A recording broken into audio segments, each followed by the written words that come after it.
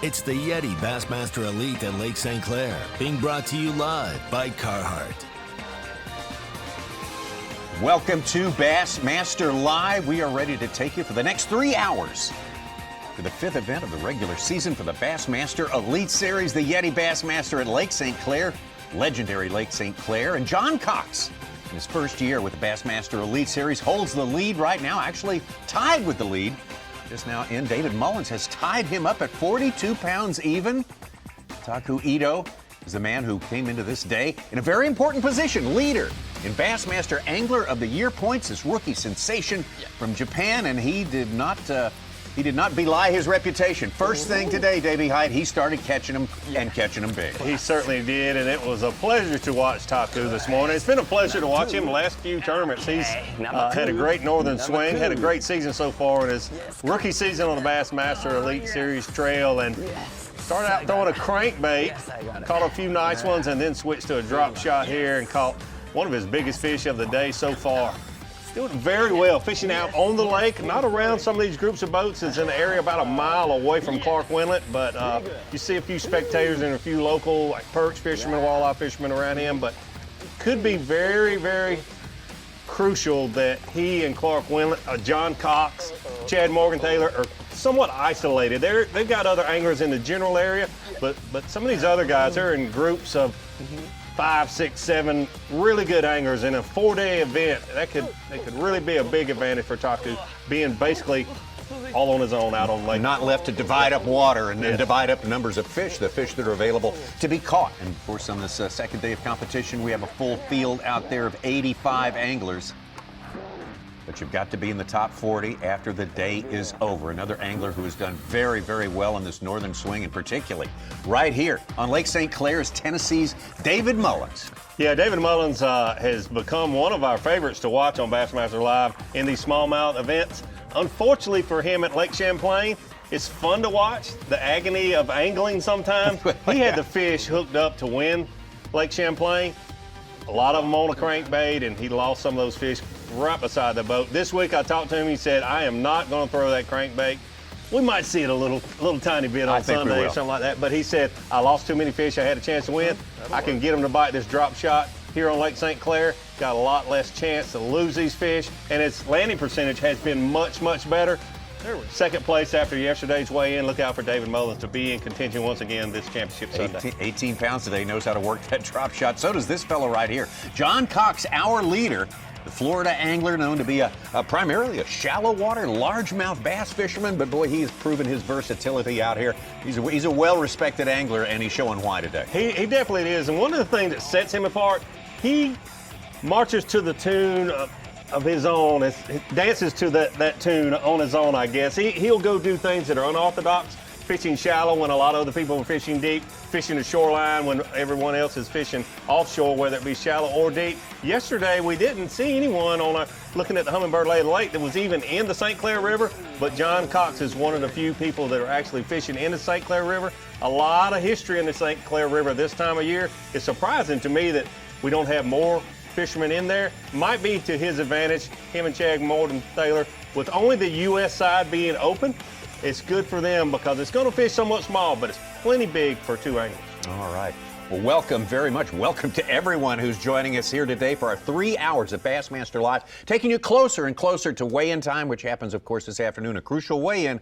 Only the top 40 will proceed on to the weekend's competition. Tommy Sanders here with Davey Height. And Davey, before we started yesterday, there were some concerns. Of course, we have a limited playing field. We can only fish the American side due to the Quarantine Act in Canada, that we would have a diminished production on the part of these anglers. It did not prove to be anything like that. No, it did not. And really and truly, it's no surprise to us here in studio. A lot of these guys tend to sandbag, I like to call it. They're just a little conservative on how their practice went. Yesterday, 18 bags over 20 pounds. Oh, absolutely. Just a terrific fishery. I mean, we underestimate it way more than we overestimate it. And that's been true basically for our entire northern swing. And let's look deeper into that. What makes that northern swing so smallmouth particular and smallmouth productive. It's part of it's the bait, right, Ronnie? Yeah, that's 100%, Tommy. The star of the show has remained the same. It's the 85 anglers on the water and the smallmouth bass. They have been featured from New York, the St. Lawrence River, Ontario that we had a couple weeks ago, Champlain followed up right behind it, and then St. Clair this week. But the difference is from New York to Michigan, each lake can be a little different, and the forage is different for sure. At the St. Lawrence River, the primary forage, what those fish are getting so big on are gobies, which are bottom feeding invasive species that have came into the United States over the last 20-something years. And then we get to Champlain, and a lot of those baits look similar but might change up a little bit, whether it's color or the style, if they dive deep or if they drag on the bottom, because perch accompanied the primary forage at Champlain. And then here at St. Clair, not only is there gobies and perch, but also crawfish. Crawfish are native to the whole United States. Almost all the lakes are featured in that, but that is why we've seen guys drop shotting. That's why we've seen guys throw in those Ned rig type baits on the bottom that look like goby, and then also those crankbaits that imitate perch, and we've even seen crankbaits that imitate the crawfish. And I think the color is big with crawfish. Perch and goby don't change much. The crawfish, they can get really red, they can get really green, they can get really orange, and that's what we're seeing here out on the lake today. Oh, that was tasty, Ronnie. That's the combo platter that these fish are looking for, and there's one of them right there. One of those gobies in the hands of John Cox. That's a pretty looking goby. Yeah, it's pretty. You don't want to put him in the live well, but as far as gobies go, that is a pretty that is an outstanding, tasty looking goby. If you're a smallmouth, that is what you're looking for every day of your life, all day long. And they live here definitely in our playing field. Our Hummingbird lay of the lake reveals to us Lake St. Clair, and there it is. Doesn't look very huge there in between Huron and Erie, but it is vast. It is 430 square miles. It's part of the Great Lakes system, of course. All the water that flows through the Great Lakes from Superior all the way out to the Gulf of St. Lawrence has to go through Lake St. Clair, and even smaller quarters in the St. Clair River right there, where we've seen plenty of big giant tankers. They have to go through there as well, and those tankers, incidentally, are how those gobies got into the supply. They came over from Asia Minor and in oil shipments, and they provide a great forage base, as Ronnie mentioned, for these tremendous smallmouth populations out here. We take you out now to Takumi Ito. He's our leader and angler of the year points, and for a good bit of the first hour this morning, he was the leader of the tournament. He certainly was. Yes. Okay. Come on, buddy. Come on, big one. Come on, big one.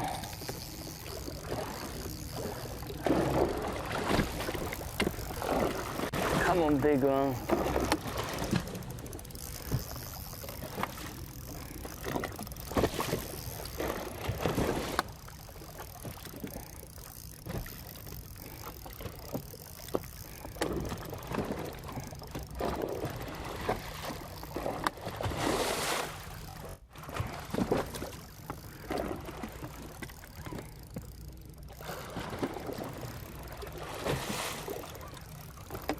Fish running.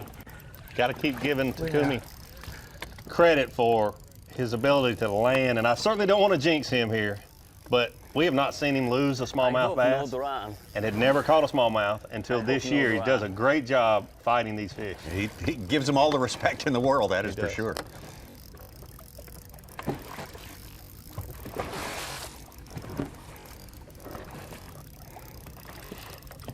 Drum or a big one?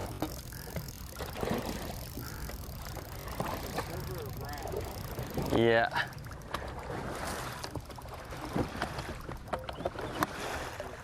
And I really believe that this is going to be one of those tournaments, like Dave Mullins at Champlain.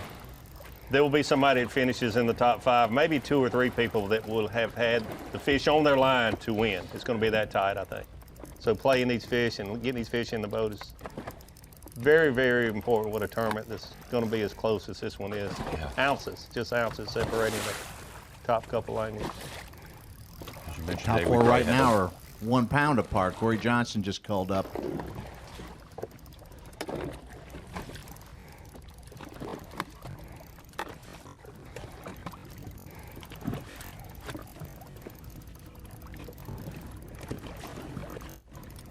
And if you weren't with us this morning, he does not play every fish like this. We saw him with a crankbait, bait casting, tackle. more leverage, heavier line. He was reeling those smallmouth in, flipping them in the boat. Here he's probably got 6-pound tests. I'll talk to him more this evening about exactly what line he's got on there. And I'm guessing probably 6-pound tests with a medium action spinning tackle. You have to take your time and be patient with these fish.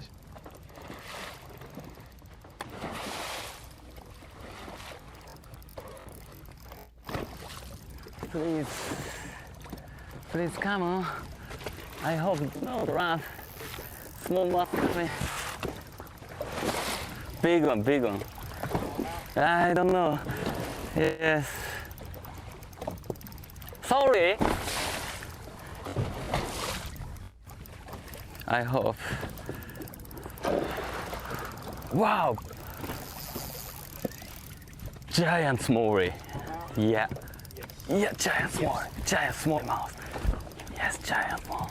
Come in. Huge one. For him to say that, it's got to be a bit. Oh, it is. Oh. Come on. It's a cub cat there. Yes. That fish will help him a lot. Yes. What's the smallest one, Sue? What one? 2 pounds? That's a 3-pounder. No. 4? 4.5? 4? Okay.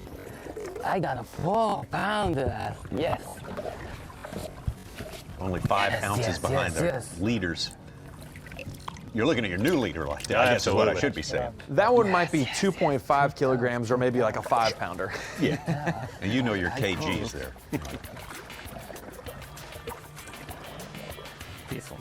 There's a representation for you, map-wise, of where and when his keepers were caught so far today. Yes. Kumiito. Yes. Puts him at 25 pounds for the day, 5 ounces back. Yeah, thank you. How are you feeling? Feel good? Very good. Awesome good. Perfect. Okay. Yes, I got a 4-pounder.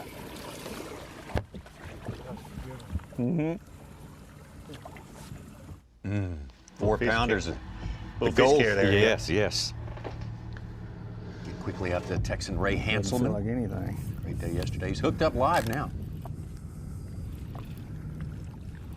A lot more sunlight. Had some scattered clouds this morning, unlike yesterday. So some of these guys could really, it could change their day. Oh my God, just barely hooked. Ooh, that's a big one too. Smallmouth love bright skies. There's sight feeders.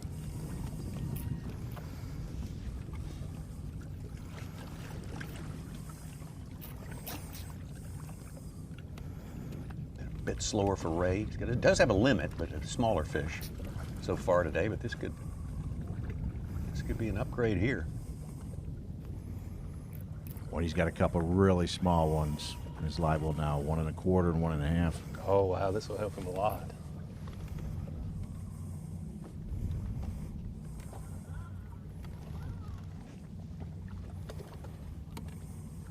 Get out of that grass. So I asked all the anglers that I've talked to that caught them yesterday, why are the fish in the area that you're fishing? Because it's so featureless out on Lake St. Clair, and shallow, a lot of current.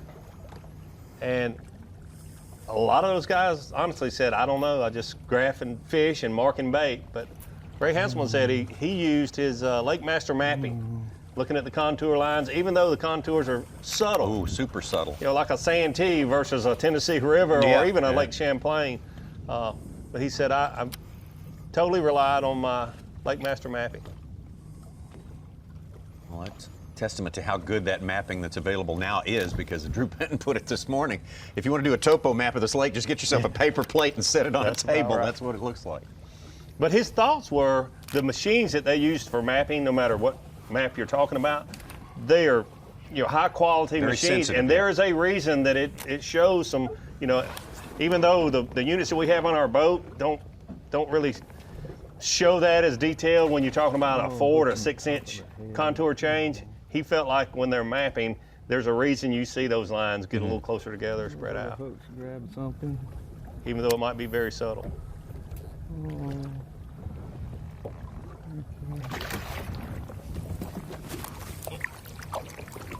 Oh, that'll help him a lot. That's a good one. Whoa, whoa, look at there. Come right off.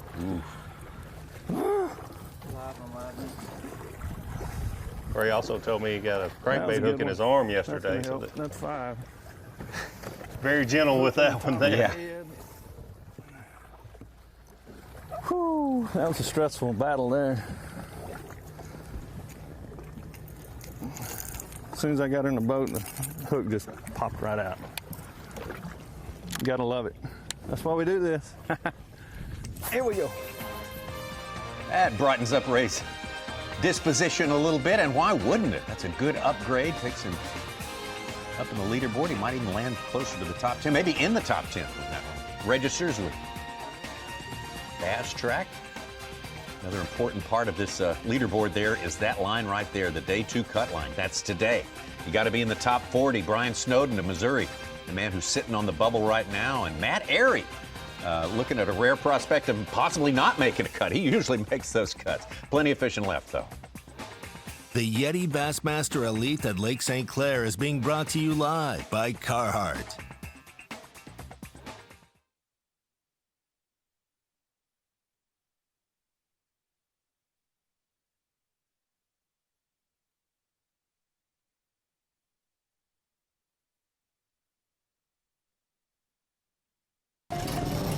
Wherever the trail gets rough and the mud gets deep, you'll find a Toyota Tacoma.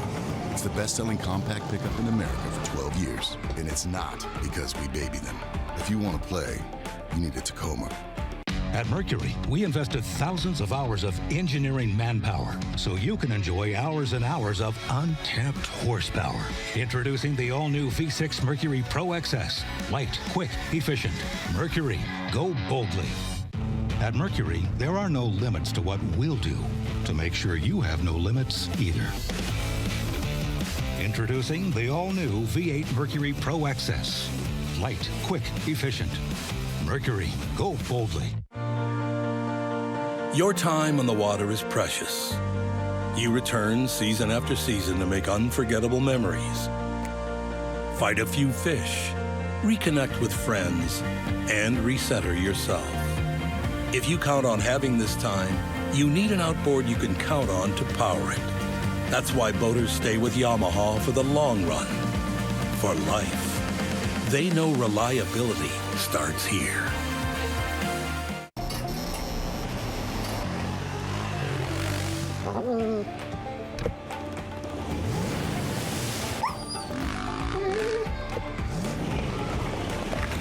If you want to play, you need a Tacoma.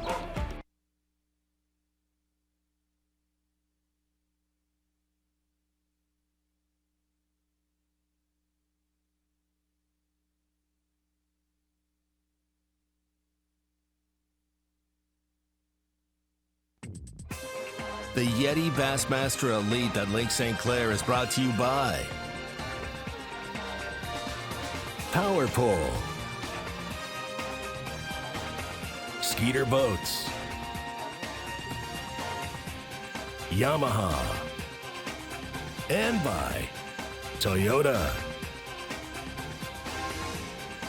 Our live coverage continues of this very important event, the Bassmaster Elite Series. Only 9 regular season events, only 9 chances for you to make the case that you should be headed to the World Championship of Bass Fishing at the start of 2021. Everyone's striving for points, striving for money to make a living out here as an angler.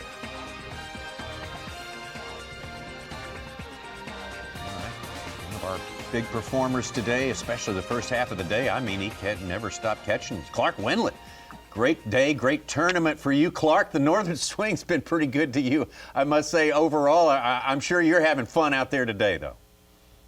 Oh, I love fishing up north. Yeah, it's been a great day. I mean, I got started this morning, started on a spot that they bit really good right off the bat, and and I could have stayed there and maybe really, caught a really big bag, but it's a 4-day tournament. I feel like it's a marathon, not a sprint. You got to catch over 20 every day. And so I left it just thinking, I've got to find something, I've got a great day. I mean, I've got a perfect day out here, and I'm just looking for other schools of fish. I'm getting close to some places that I fished in practice. But I caught a really nice one a minute ago, like 4.5 pounder. And so, it's been great. I've got a lot of time left and just looking forward to the rest of the day. So Clark, last year here at St. Clair, we saw you throwing a crankbait a lot. At Champlain and especially at Ontario, saw you throwing a drop shot. Never saw you throwing a crankbait. Tell us a little bit about why you're throwing a crankbait a lot more here, mixing it up with a drop shot. I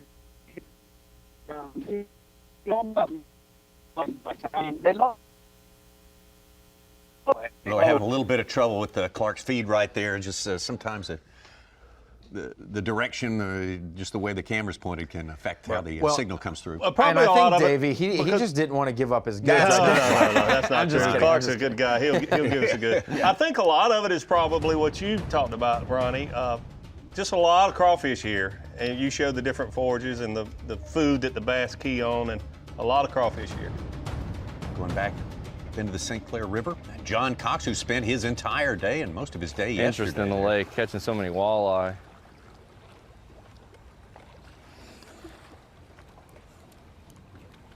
Look how high that water is, Davey. It's super high.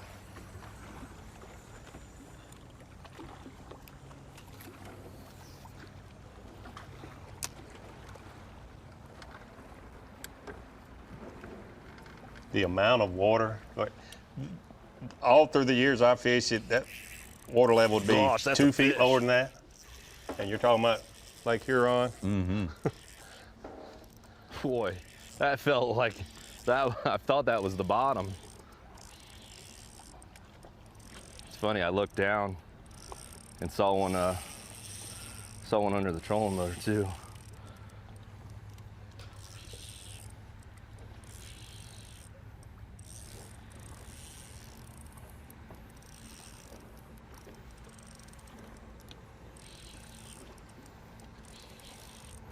Smallest fish right now, a 3-pounder. This one's got to be better than that. Oh, it's a largemouth. Oh. Come on. Come on. Never heard John Cox be disappointed in a nice largemouth. I can't get away from him. I just can't get away from the largemouth. Not a bad one either. I mean, I tried. I was trying not to catch one all week. I don't know. I think that one might call. Boy, when it come up off the bottom, I thought it was a great big one. I don't know, it feels light.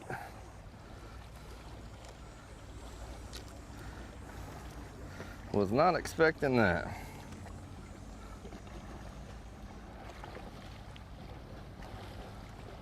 I got 3.6. 3.6. Gosh, I hope we don't weigh that guy. That's unbelievable. Yep, fishing for $100,000, and he's disappointed because it's going to help him. Could be the winning fish. You're going to get almost half a pound out of him. Yeah, for but now. He doesn't want to take a greenfish to the scales because he knows people will rag him because he's not known as a smallmouth fisherman. He's pretty loose and happy though. That's a beautiful largemouth. Boy, it really is. Come out of that water. You got a whole different color scheme in that water, these bass, and they're gorgeous in there. Now tell me, when one of those giant tankers goes by, how is it those cars don't get completely washed over with wake right I'm there? sure you guys saw that, but I'm sure it goes up on the shore. I've never seen it that high. I've had a news article. They've handed out like 300,000 sandbags. People are sandbagging around their properties, and they told us to be real careful in no wake zones because they were going to get you we called one of them too. Swamp people's yards. It's kind of going a little bit slower than I was hoping, but I don't know if we just haven't landed on them yet, where they've been up feeding or what. You can see on the map where he's done most of his damage this morning. Perch. Keep in mind, you can only fish the U.S. side, which is to the left of that yellow line. I I'm surprised he hasn't moved around more than he has. He's been fishing I was just gonna say, two main areas.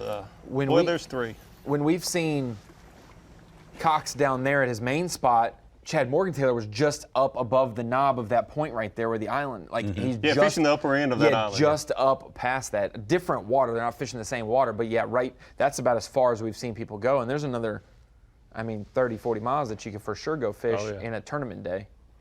There's a couple other anglers in that neck of the woods. Bill Lowe and Brandon Lester, Zaldane, Garrett Paquette. People have asked online, how is John Cox all of a sudden just like catching them so good smallmouth wise? He's fishing not super deep, so he is very comfortable with a spinning rod, shallow water. It just happens to be for smallmouth this week instead of largemouth. Yeah, right there where he's at, you can see the bottom. He feels very comfortable. He told me that last night. When I can cast to the bank, I feel comfortable, whether it's for largemouth or smallmouth or spotted bass. I just like being close to the bank. Oh, our birthday boy, Brock Mosley, just caught his limit. Happy birthday. He's 32. He's up to 12th place. Another angler among our 85 out there today is Frank Talley, Texas. In Temple, Texas, by way of Southern California. Mark Zona is with him right now. What's going on with Frank right now, Mark? Interestingly enough, Tommy, we opened up our broadcast yesterday, and I made the comment, are we going to see some guys in Anchor Bay, which traditionally, when we come to Lake St. Clair, we don't see a lot of that. We see a lot of Canadian water. We see the Metro Flat. And it's interesting, Frank the Tank Talley, you guys know this, one of the nicest guys on the Bassmaster Elite Series, having a great northern swing. Did great in New York, having an unbelievable tournament here. And Davey, get ready. This is so up your alley. We're sitting in about 10 to 12 feet of water here, and there's little scattered clumps of cabbage. And if you look past Frank, there's nobody. There is nobody up in here with him. And here's what's amazing, Davey. 10 to 12 feet of water, and he is burning a Strike King 2.5 crankbait on 20-pound line, which means his bait is only, say, that far beneath the surface. And he said when he catches them, almost every one of them has been a big one. He's not seeing the numbers that some of the other guys that you've had a camera on today are catching, but the ones he are catching, that he is catching, definitely he feels they've not seen a bait possibly in months out here. So, Zona, my first question is, when are we going to film a Zona Awesome Fishing Show right there? Me and you, 20-pound test. Right. I asked him, I said, Frank, and Davey, he's absolutely speed reeling it. He's also throwing a 3/4 ounce lipless crankbait. And he said when they hit it, it's like a shock wave hits him. And here's really what happens is we a lot of the other guys that are cranking, they're 3 or 4 or 5 feet off the bottom, and you always want a smallmouth to feed up on a crankbait. You'd never want your crankbait beneath a smallmouth. You basically, what happens is, especially in Anchor Bay, is these fish will suspend in that cabbage, right? But when you're fishing a bait that's only 2 or 3 feet off the bottom, Davey, they've got about 8 feet to come up and gain speed to hit it. And Frank said when he hooks them, we saw him catch 2 already, almost every one of them when they hit it goes completely aerial after they bite. So that is a long distance for those fish to travel, but for a lot of our southern viewers like me, explain why, because down south, and it's primarily largemouth, but down south, if your crankbait is not touching the bottom or touching some type of cover, you're not going to catch many bass. But every angler we've seen cranking, whether it be a 2.5 or a 6XD or a DT6 or DT16, they're fishing above those smallmouth, just like you said. Why is that? You know what's weird, Davey, about that is, and I've taped shows here doing exactly that, speed reeling as fast as you could reel. I think a lot of those fish that eat a crankbait on this lake are not sitting on the bottom. I think they're probably 2, 3, 4, maybe even 5 feet up, suspended in some of that grass. And I really feel that what they do more than anything is when something comes above their head. Number one, you've got great visibility here. When something comes above their head, that is what triggers them. It's like a cat and the little fuzzy ball that you throw out. When you throw it out, they just react and come up and eat it. But the other thing is, I think a lot of the forage here, I think a lot of the perch, I think a lot of the emerald shiners don't relate to the bottom at times. I think they relate really high in the column. So those smallmouth are trained since they were 1 year old. If something comes over your head and it's not bigger than you, you probably ought to put it in your mouth. Good stuff, Z, from Anchor Bay. The latest news from Anchor Bay with our man Mark Zona there. We will be checking in with him later. Just saw John Cox land a good smallmouth right there. Very, very good fight he had, and did a great job of putting him in the boat. It's going to upgrade, get a little boost out of that. So John Cox now with a lead by ounces over David Mullins. The exact cast, he just caught a nice largemouth living right there in the same area. That's really neat to see. Feet away, just feet away from that. That's what makes this such an exciting, such a dynamic, diverse fishery, it turns out. Fantastic Lake St. Clair, and we will be right back. The YETI Bassmaster Elite at Lake St. Clair is being brought to you live by Carhartt.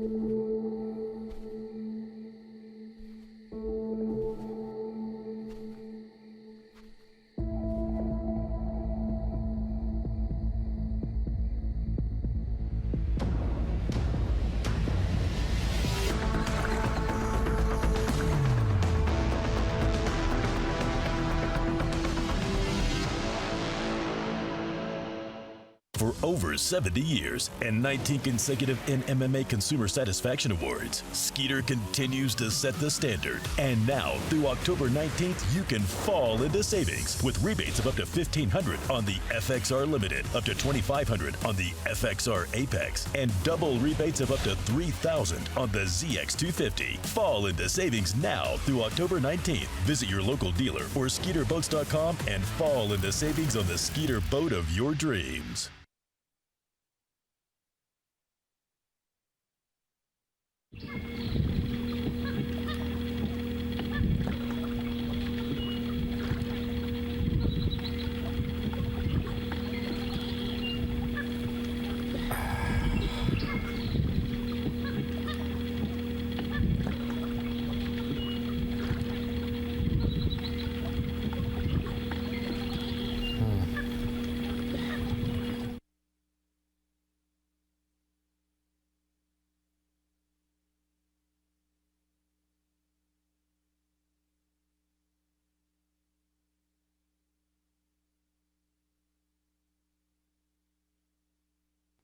You're watching the YETI Bassmaster Elite at Lake St. Clair, being brought to you live by Carhartt.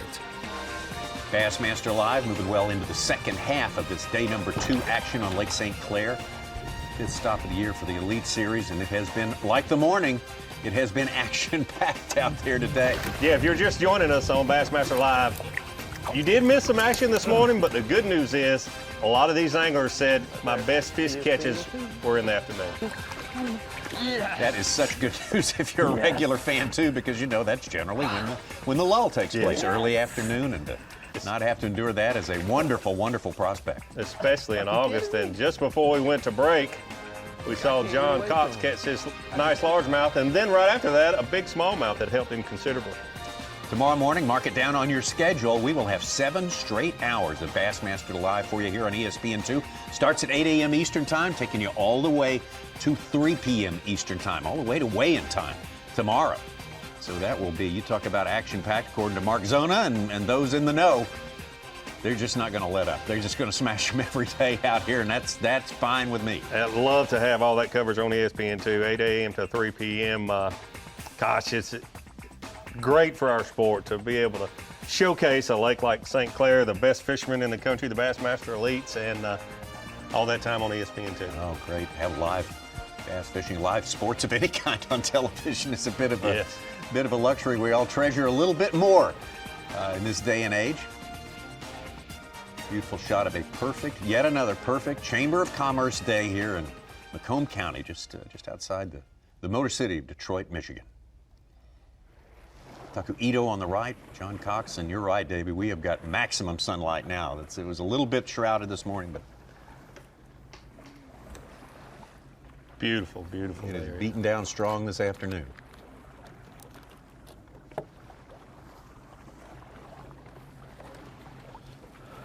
And as you predicted, that difference between 1 and 10 is shrinking incrementally with every half hour. It'll be so close. It'll be very close at the end of it. At the end of Championship Sunday, it will be very close as well.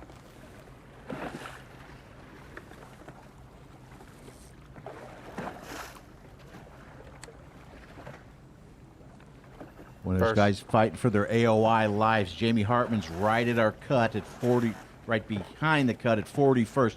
He started day 79th. He was our Angler of the Year leader before the event began, but he dropped down to 11th place, almost 50 points back, and he's trying to make a bunch of that up. I mean, he's not out of the question, these guys who lost ground. What's he got in the live well? 15 pounds, 14 and a half. It's going to be real hard not having a limit yesterday to make up ground with 9 fish compared to 10 after 2 days. Man, well, we just had, at least a half a pound cull there. We've been kind of bouncing around, haven't really landed on them. We hit one little shallow spot and caught a couple, but we just pulled up here and we caught a largemouth out deep, in 20 feet, and then caught one good smallmouth. But man, they're right on this corner. Let's see if I get up here and get the right cast. There's a small eddy. You can't even really see it here, but under the water, there's definitely something there that they're able to get out of the current and hold there. The wall just barely changes there.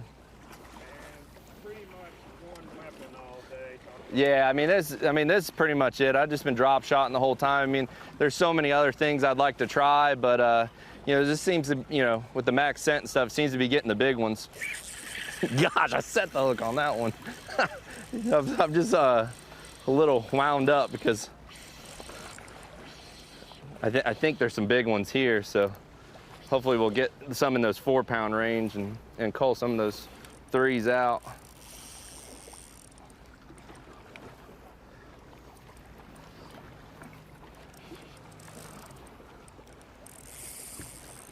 I don't know if this one will do anything, but it's just really hard to tell until you get them on the scales.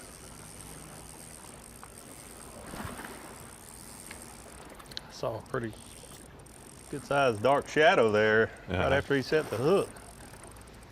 It might be a small one, but it looked bigger.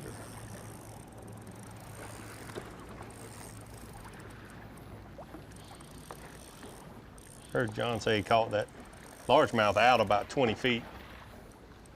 But you notice his pitches to these walls. It's a little underhanded pitch, but he's landing within 6 inches of that wall every time. That last one right there that we saw, he was just, 1 inch from the wall. Yeah, and I think that's very important for him to be able to get the bites. He's not too big. There's your top 3 right there.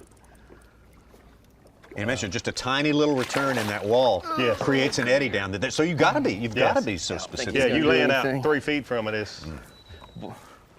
Boy, they're up there though. You know it. It's right once you get the right cast.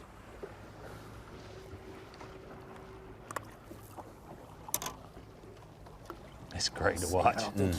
First and second place from yesterday. Right now they're sitting in first and second, and one's culling and the other one's got one hooked up. It doesn't get any better. No, it doesn't.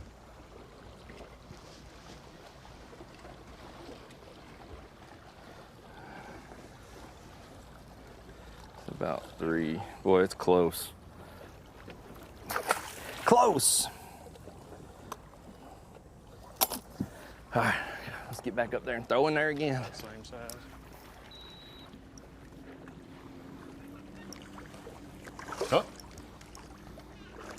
right species. No, that's a little bit The drummy nuisance. looking there.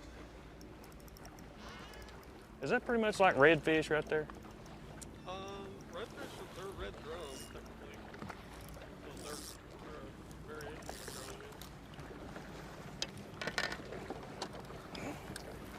I would say that's pretty much like redfish. Not exactly, but People get a lot more excited when they catch redfish compared to drum. Yeah, right like redfish.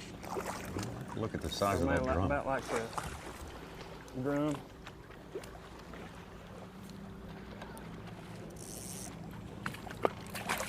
I've eaten both and they're very different. Neither one tastes like chicken either. No, I can imagine not. I've eaten one of them about. Man, I got it on 100. She's just barely moving. Yeah, that gives you an idea how strong that current is. Yeah. When he gets out in it a little bit, he's got his 36-volt trolling motor up on 100% power. Can't move forward. David Mullins currently, as we say, in second place. Second place, as you pointed out from our last event, Lake Champlain. Boy, he was looking to upgrade on second place there on more than one occasion. Oh, it was hard to watch. He had the opportunity to win, and David Mullins is a great fisherman. I think he's won an elite tournament, and he's been out here a little while, and he had him on the hook to win at Lake Champlain.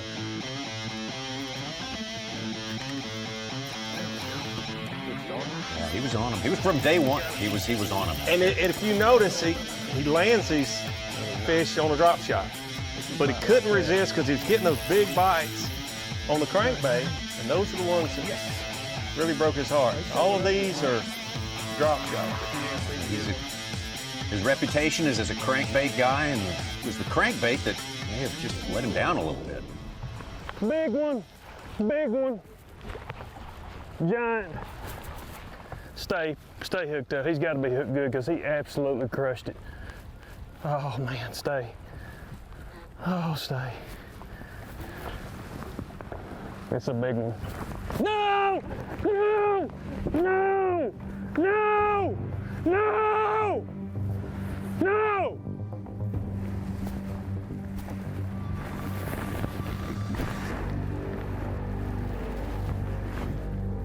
I mean, like, I'm almost in tears right now. That would have pushed us up to 22. We'd have landed everything. I don't know what I'm doing wrong, man. Well, it's tough. I mean, you fish your whole life to have a chance to win because it's so difficult. I don't care how good you are. It's so difficult to win at this level. And when you have the opportunity, and you have the opportunity within a few feet of your boat, years of frustration you see right there. And if you play this sport very long, you will live that. It's not if, but when it's going to happen to you. That is Mullins, the equivalent of hitting every green in regulation, having chances at birdie after birdie after birdie, and just missing easy putts or missing, it lips out, something that you really can't have much control over. There's a representation of where he's caught his keepers today. All 5 of them in a place where, as Mark Zona pointed out when he was out there with him, he and Taku Ito have gotten away from the pack a little bit, and certainly has not proven to be a bad thing. Hard to put that to scale, but that's those 5 fish. That's probably, as Zona told us, a mile or two, probably a 2-mile area that you see those 5 bites, out close to the shipping channel, Lake St. Clair. It's further out in the lake, getting closer to the international line there that you cannot cross and fish. You keep an eye on David Mullins because he definitely did his damage yesterday when the light looked very similar to this. High skies, beautiful, clear water. Those fish get up off the bottom a little bit, and you can see them with your electronics. Look, see him make some good culls here in the next hour.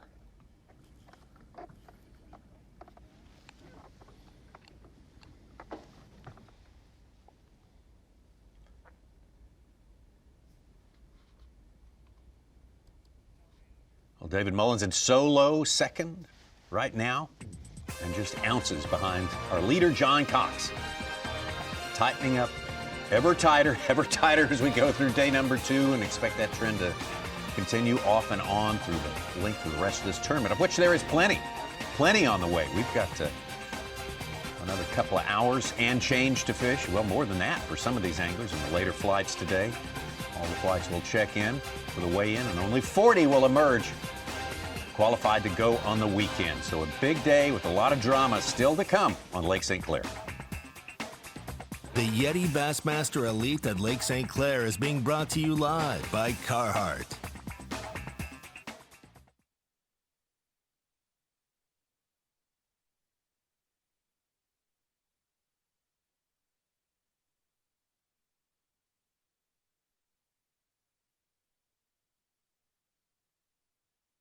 I'm pro angler Andy Montgomery.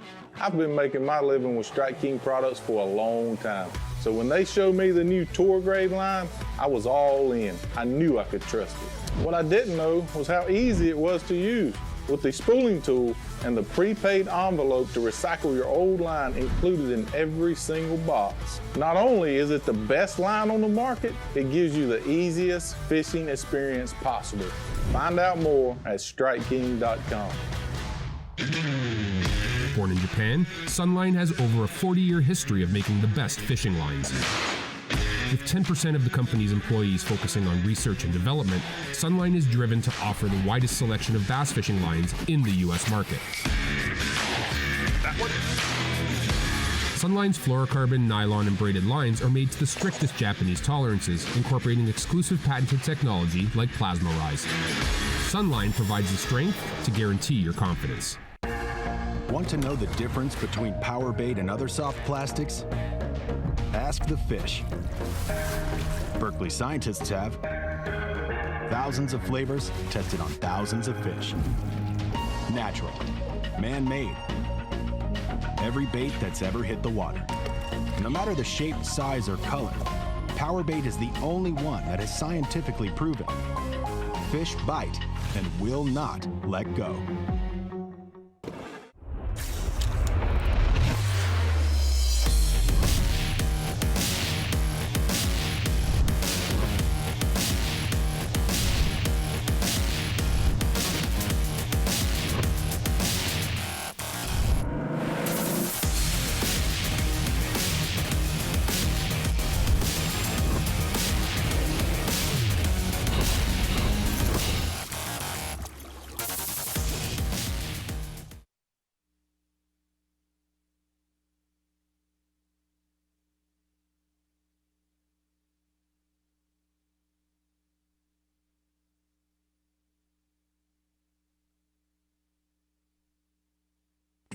You're watching the YETI Bassmaster Elite at Lake St. Clair, being brought to you live by Carhartt.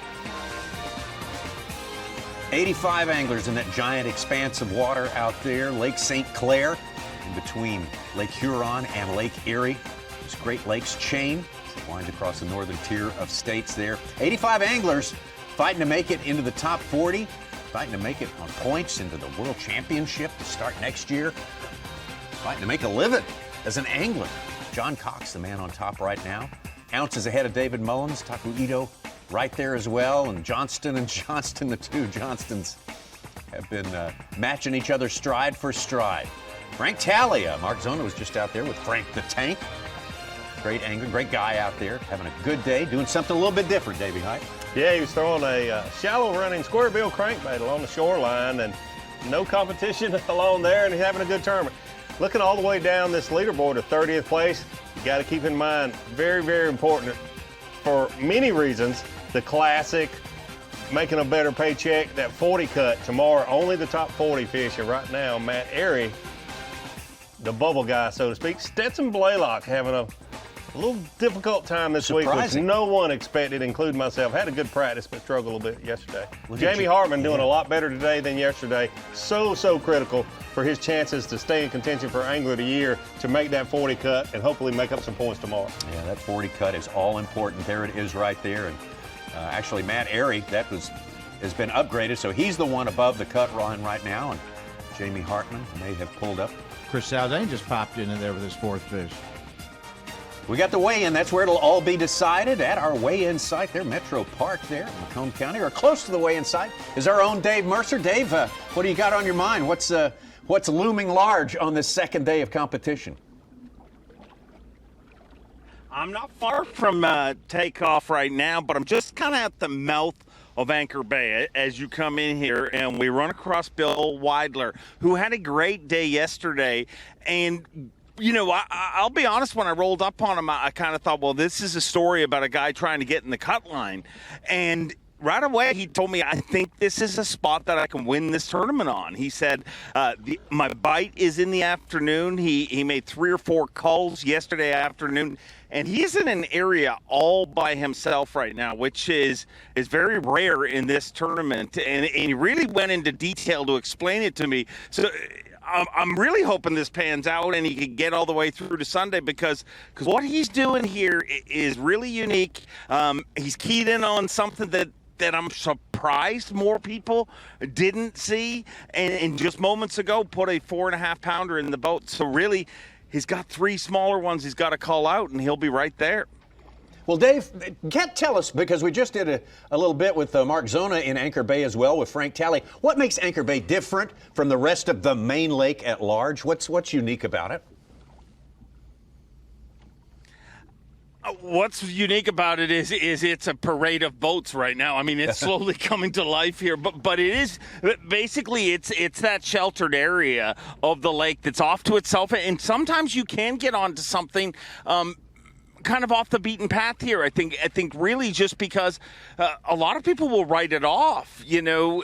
And as we've seen stop after stop, they do catch them here in Anchor Bay, but it is a much shallower, more protected area of the lake, and but that changes. That changes here right now, because the 2 areas of Anchor Bay, if you look at one side of it, you've got the 3 or 4 different river channels that shoot into it and put current into this bay. And you look at the other side, you have about 3,000 or 4,000 marinas that put current into this area. And that is the immense amount of boats right here in the Detroit metro area. So, Dave, us being here in studio, Bassmaster Live all day long yesterday, keeping up as best we can through Bass Track of the weights. Yesterday's weigh-in was surprising. So many big stringers of fish. You get a better sense being there with those anglers. Do you think we're going to see that many 20-pound bags again today? There was a lot of anglers who did really well. I mean, this is one of those tournaments where, you know, they're so close, you know, and I think that's why you see anglers so frustrated, because you've got anglers who are literally weighing 20 pounds and they're beside a guy who weighs 13 pounds. But I do think we'll see a number of 20-pound bags. I think tomorrow's the real key. I think this week that 40 cut is even more important than normal, not only because they get paid, but because the biggest thing that anglers are dealing with here this week is pressure. I mean, the anglers, when they get off by themselves and they can get to fresh fish, they bite. I mean, these fish, they're just eaters. They're munchers. That's why everybody loves Lake St. Clair. But when you get the amount of pressure that these fish have had on them all year long, and especially this week, I think making that 40 cut and getting a little space around you, getting a few anglers away from you, is even more key here this week. Dave, thank you very much. Some good insights from Dave Mercer out there. Dave will be conducting the weigh-in later on today. Very important weigh-in, and boy, pressure's a way of life out here. Yes. If you don't like pressure, you should not be here. You can have fun out here, but there's always playing in the background a huge amount of pressure. Every day of fishing of the year. It's a great look at just a little change in that wall that creates that current break. That angle. But he's up close. That yes. angle? Yeah. Jay Yellis and Shane LaHue just filled their limits, and they're back in our top 10 at 8th and 10th. What do you think that cut line's going to be at, Davey? It's around 30 pounds right now, but it was at 18-1 yesterday. Oh, I think it'll be right there, 36 pounds. You think 36? 35, 36. Double it, 35, but don't go up, maybe under. Don't go down. That's normally the rule of thumb for those who might be joining us. We normally take that day one weight that's for the cut, you double it, and then you subtract a pound or add a pound, depending on how the fishing goes. But yeah. So, all right, it's really amazing, and we've had well, so I'm many just going good hunting tournaments. one now. I mean, we need one. That cut We need line to being get rid of that 36. one. We'll have a good bag, definitely enough to make the probably top 10 tomorrow. And I'm just going to see. I can't really drift because there's no, not that much wind. So I'm just going to go actively looking for one on my depth finder till I find it and see if that's the deal right now. Because the first day of practice, we didn't have much wind, and I caught them pretty good just going around looking for some. And I'm going to try this right now. Like I said, we got 4 decent ones in there, and then 1 3 something we got to get rid of. And if we get rid of him, we'll be okay. Still in the top 10 tomorrow. We heard David Mullins there talking about something we talked about yesterday. The anglers just holding that bait in their hand until they say, because you can get hooked up with something that's not going to help you and lose 5 minutes of your time, 10 minutes sometimes in some cases. It's really amazing that how the sport has changed. Let's get back. We haven't had many chances to check in with Chris Johnston today, but we can show you what we have been able to glean. Having a good tournament, a good day as well. We've got him at 18.5 pounds. May have more than that. Currently in 5th place.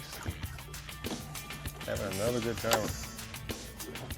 If you're not familiar with Chris and Corey Johnson, obviously they are known to be great smallmouth fishermen, but since they've been on the Bassmaster Elite Trail, we saw their very first event year before last on St. Johns River. They know how to catch largemouth. Oh, they can do it all everywhere. Chris Johnson was 3rd here in the 2014 Open to Chad Pipkin.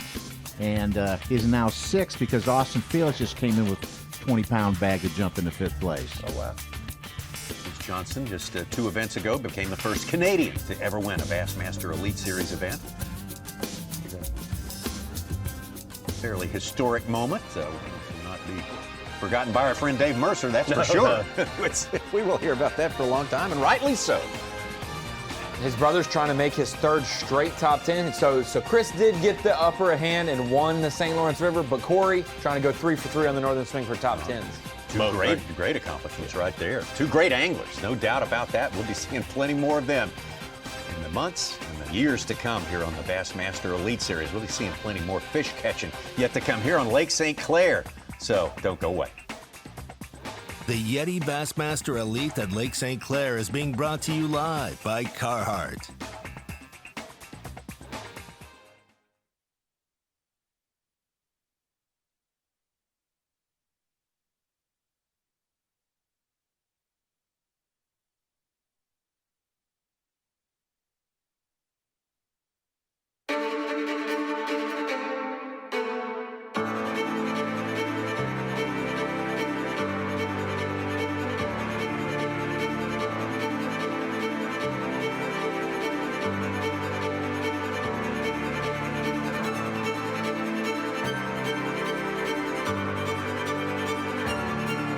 You don't know their names yet, but you will. When I'm on the road for work or for fun, I always like to have a reliable generator around. This open frame inverter from Champion is ideal because it's lighter than a standard open frame generator and more affordable than a traditional inverter. The remote start helps me start up the generator or shut it off without having to leave my camper. It provides essential power for things like charging my boat batteries, also makes life a lot more comfortable for myself and my family. It's been said that a bad day of fishing is better than a good day at work. Getting you to that fishing spot is key. And Bully Dog gets your truck road ready. No matter where, we give you the horsepower and towing torque right when you need it. We make getting there better. Make your ride a Bully Dog. Groundbreaking designs, unsurpassed quality, and unshakable confidence. Welcome to the Ranger Z500 and Z100 series. Leading the industry for over 50 years, these rigs are custom crafted and loaded with more features and advantages to deliver the ultimate ownership experience. The legendary Ranger Z series. Unleash next level performance. Mercury, go boldly.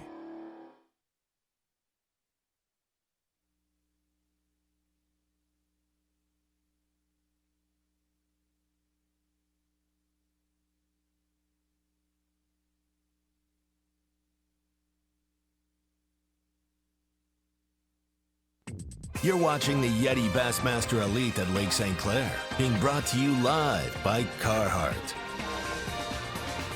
Oh, it's going to be hard to leave this place. What an incredible time we have had. And still, the tournament is relatively young here on Lake St. Clair, but we are going to another legendary spot, a place we've already been this year for the World Championship.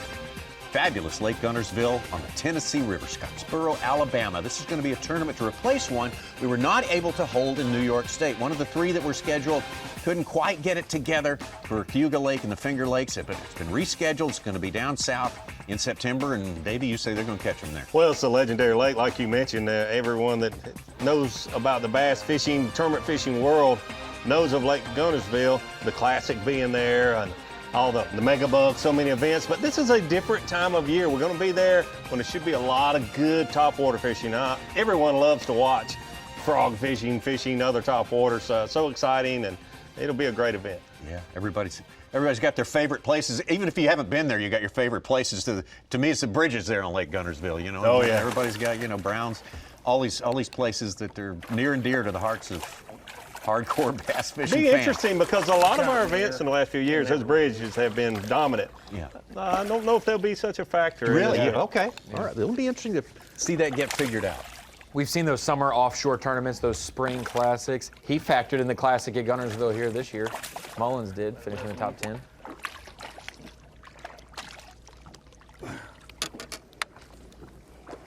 That'll be a helper for me. I think that one's going to help us. Reminds me of that yogiism. Nobody fishes the Guntersville bridges anymore. They're too crowded. Yeah.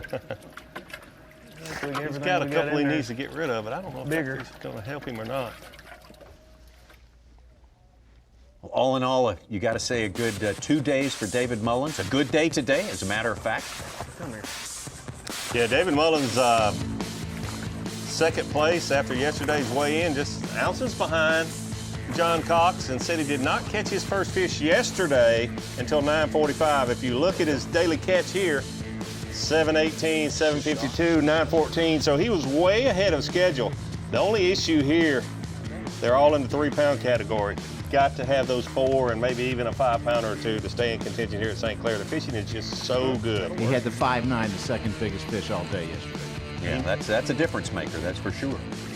But he seems to be very confident that he's going to, catch those fish later in the day today. Just he got a better start this morning, but those 3-pounders make you feel better, but they really are not going to help you when you take them to the scales if you have to.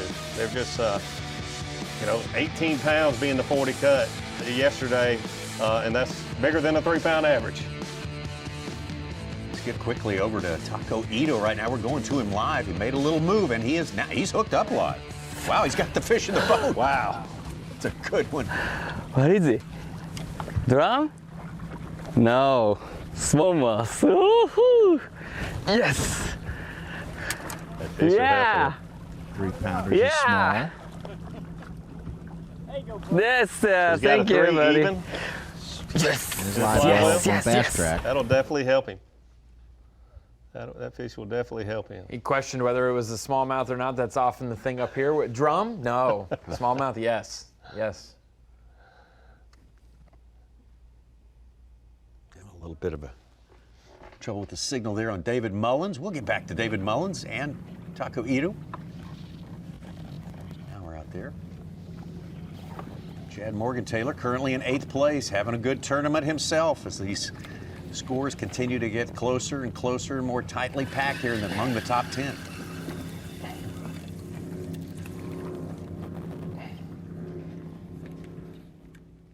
So we got the fish catching going on. Not quite as hot and heavy as it was, say, first thing this morning.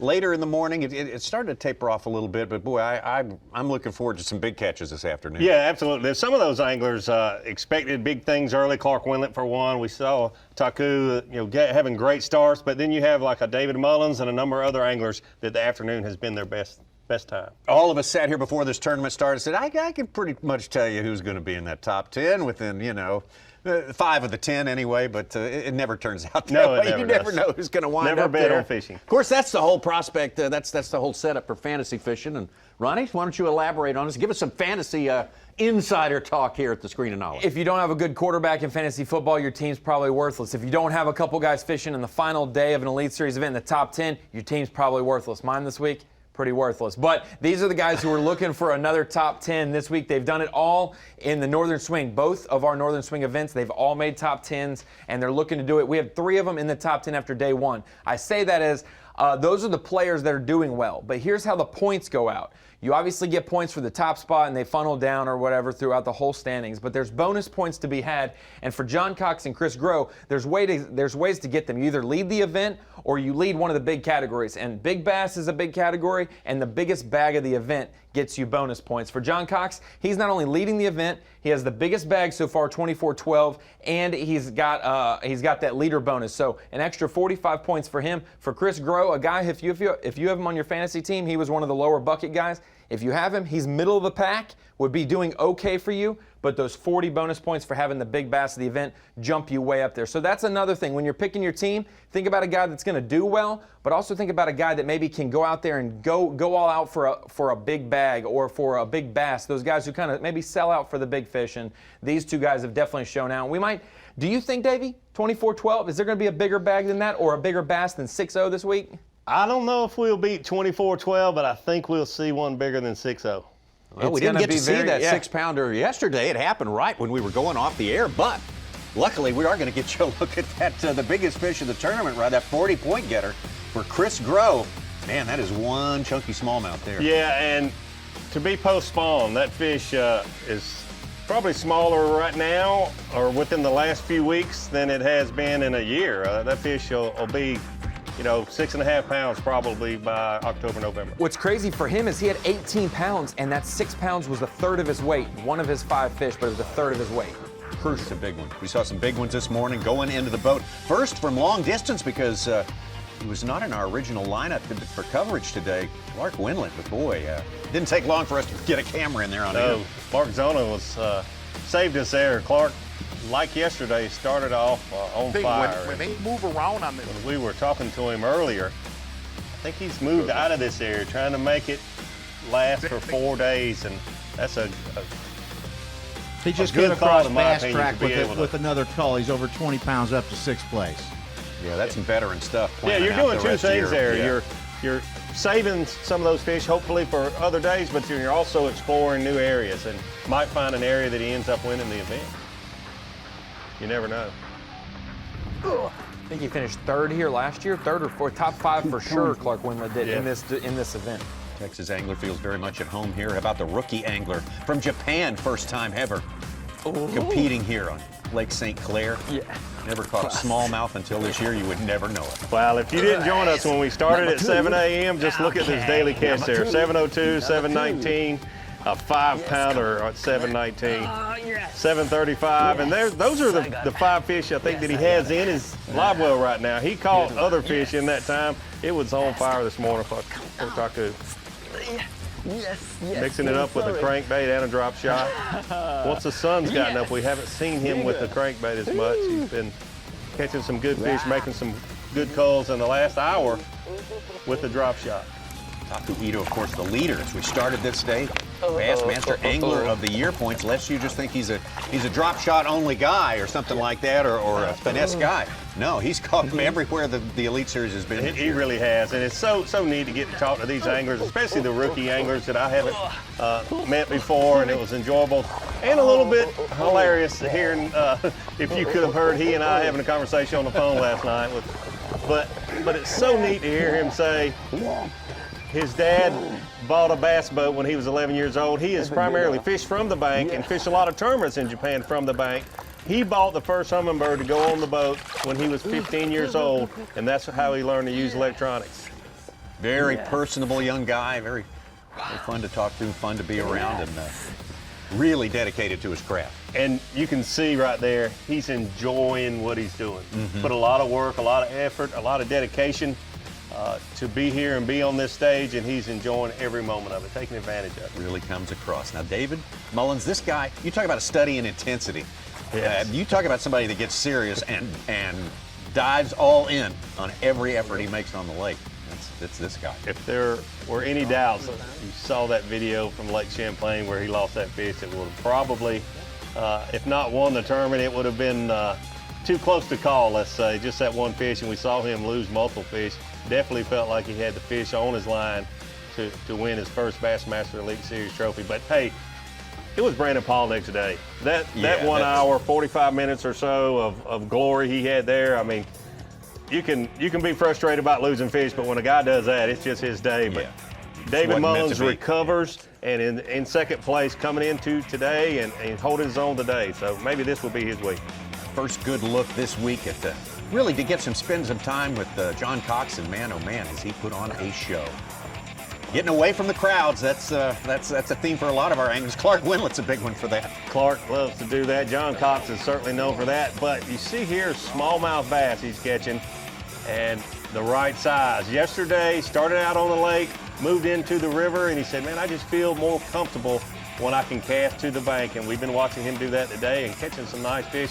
Even caught one largemouth that he was almost ashamed of, I hate to say. He wants to win a tournament with all smallmouth, and I guess it's a bucket list thing as an angler to win a largemouth tournament, win a smallmouth tournament, maybe even possibly spotted bass. Yeah. Catch all spotted bass. It's kind of a bucket list thing, and John Cox has caught his share of largemouth. I'm sure it would be a notch in his belt, no doubt about it, to be able to win a smallmouth event, fishing against the best in the business on one of the best fisheries in the country, no doubt. Fighters. We mentioned it at the St. Lawrence River for Paul Mueller. He had a shot to do that. I don't know many people who've won a largemouth tournament with all largemouth, a spotted bass, all spotted bass, and a smallmouth, all smallmouth. And he was so close, just ounces from that. Got her. Cox is in that same boat wanting to do that. Come on. So he's spending most there. Here's the largemouth.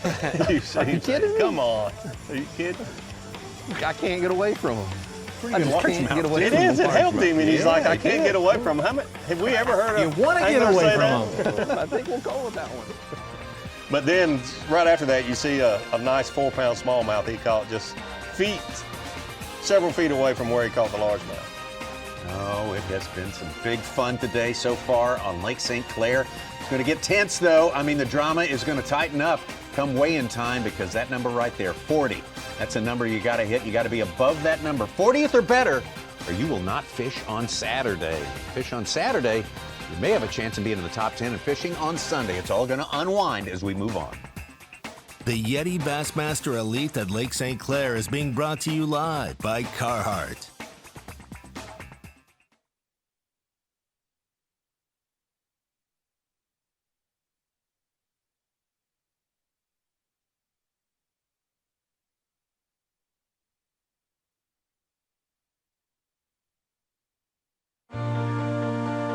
Your time on the water is precious.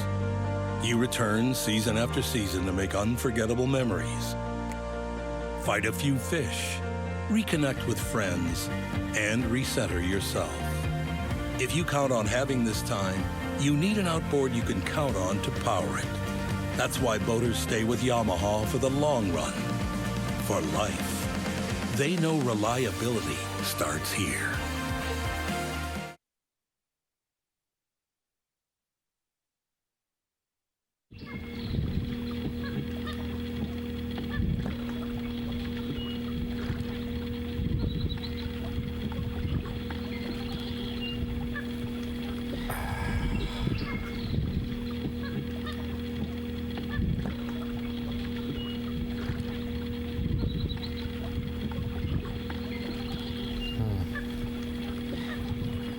At Mercury, we invested thousands of hours of engineering manpower so you can enjoy hours and hours of untapped horsepower. Introducing the all-new V6 Mercury Pro XS. Light, quick, efficient. Mercury, go boldly. At Mercury, there are no limits to what we'll do to make sure you have no limits either. Introducing the all-new V8 Mercury Pro XS. Light, quick, efficient. Mercury, go boldly.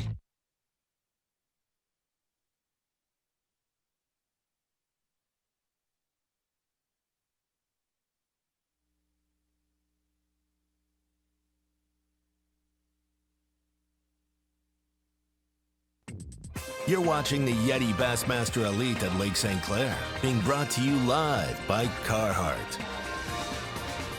Bassmaster Live, happily bringing you some great coverage from fantastic Lake St. Clair today, second day of this Yeti tournament here. Fifth stop of the year, the regular season. Sunday, here's the way it stacks up. You can mark down your calendar, 8 a.m. Eastern Time. That's when we start bringing it to you streaming on the Live app. And at noon Eastern Time, we will join you on ESPN2 for 3 hours in the afternoon, the final 3 hours of fishing on Championship Sunday. Only 10 anglers on that day. If it were to end right now, it would be those 10 right there. John Cox on top, David Mullins, Taku Ito. They've been holding those three positions for a good long while right now. But right now, let's turn it over to Taku Ito. How do you feel about leading Angler of the Year now? Oh, very, very excited. Very, very excited. Because, so this year, so Corona, so very, very hard to train a Bassmaster Elite and Japanese because so difficult airplane moving Japan and US, very, very difficult. But I decide, so because Bassmaster Elite is my dream, so maybe 11 years old, so I want to go to Bassmaster. So this year is a very important and a very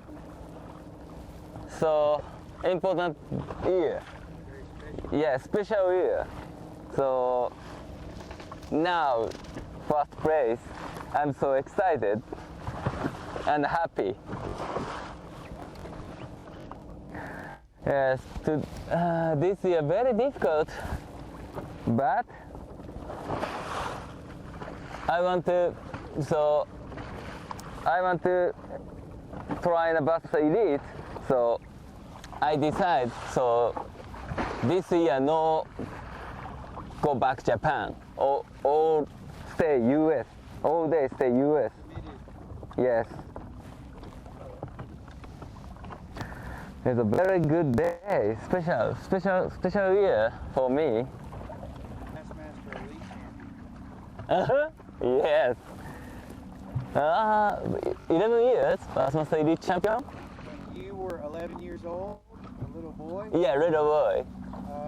I want to go to US. Your dream was to become Bassmaster Elite champion? Yes. Bassmaster Elite champion and the Bassmaster Classic.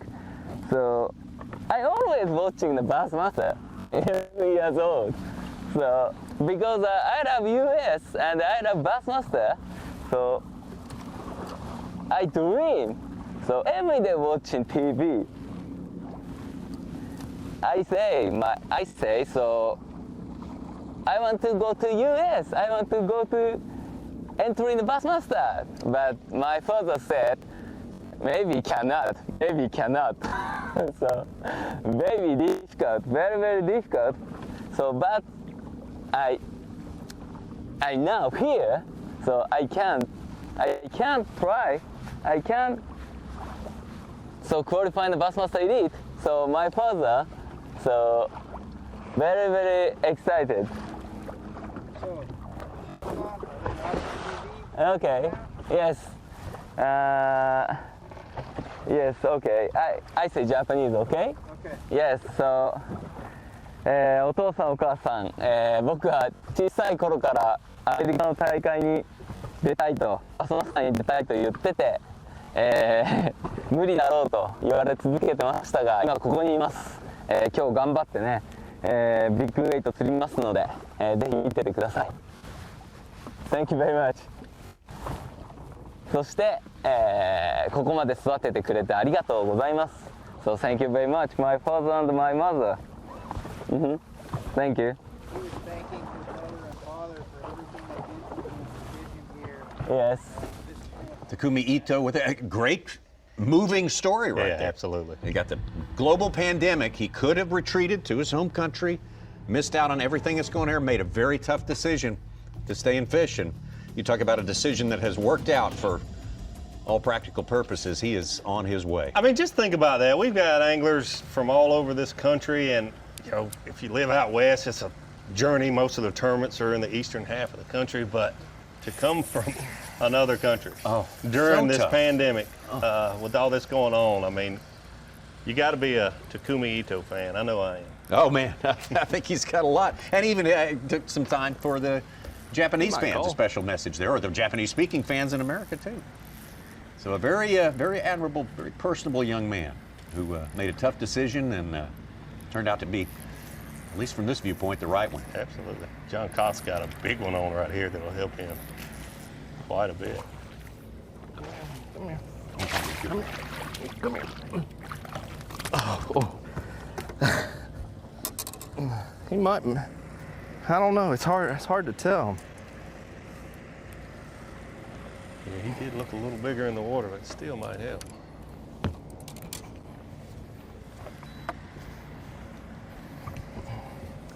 He's gonna be just a little bit.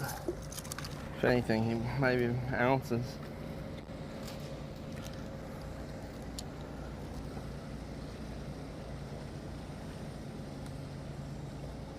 $313. Oh.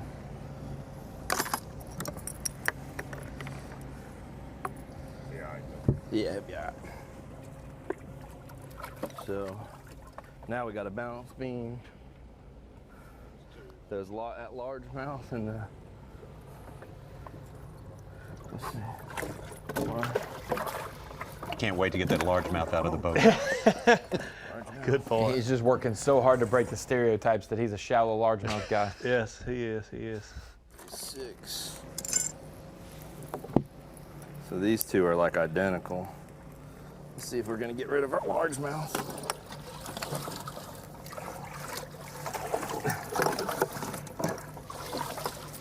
Take a question from the studio, or you after you call? Okay.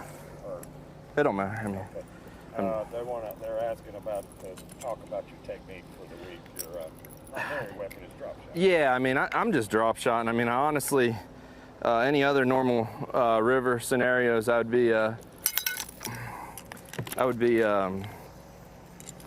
you know, pitching a jig up there to the wall or whatever, and I'm just, you know, going with the drop shot. The water's real clear, and I mean, geez, that's what everybody's been catching, all the big smallmouth on the flatworm and max scent. Oh, geez. The largemouth's bigger. Come on.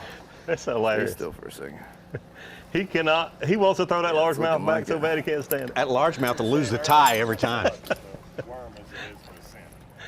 Yeah, I mean, the worm's great, don't get me wrong, but not tie. I think, you know, it seems like all the max scent stuff works, you know?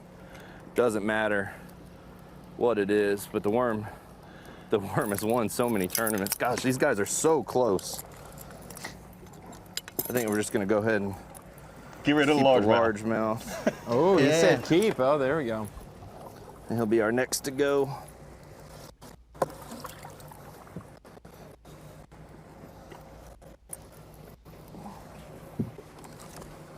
Boy, it's like gonna be so, here it's so close in ounces, it's so hard to, you don't want to screw up.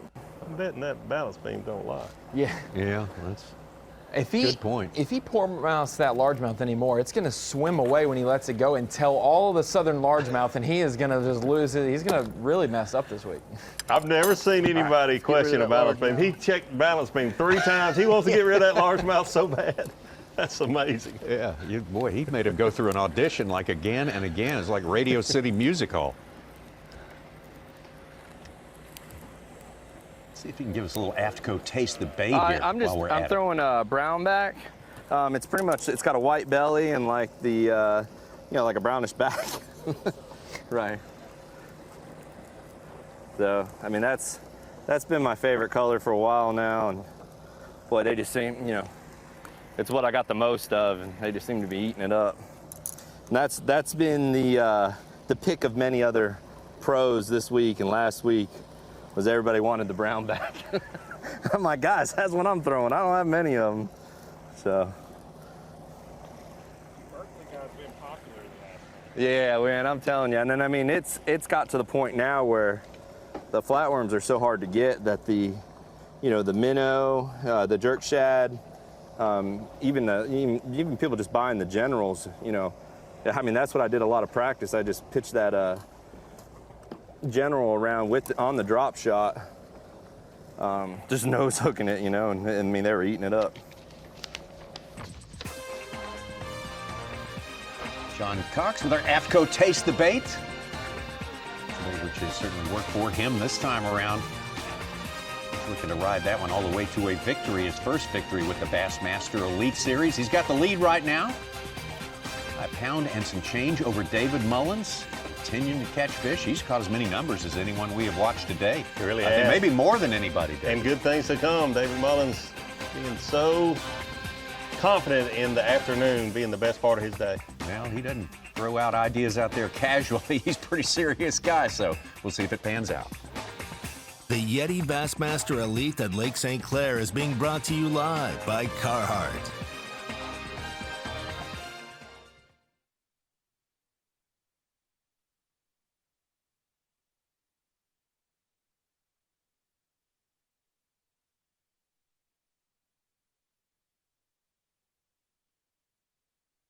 Groundbreaking designs, unsurpassed quality, and unshakable confidence. Welcome to the Ranger Z500 and Z100 series. Leading the industry for over 50 years, these rigs are custom crafted and loaded with more features and advantages to deliver the ultimate ownership experience. The legendary Ranger Z series. Unleash next level performance. Mercury, go boldly.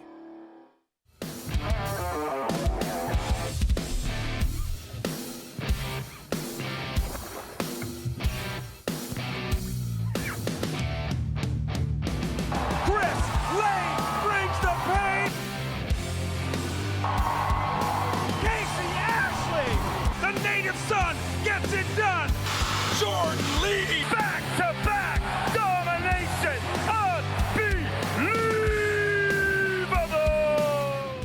For over 70 years and 19 consecutive NMMA Consumer Satisfaction Awards, Skeeter continues to set the standard. And now, through October 19th, you can fall into savings with rebates of up to $1,500 on the FXR Limited, up to $2,500 on the FXR Apex, and double rebates of up to $3,000 on the ZX250. Fall into savings now through October 19th. Visit your local dealer or SkeeterBoats.com and fall into savings on the Skeeter boat of your dreams.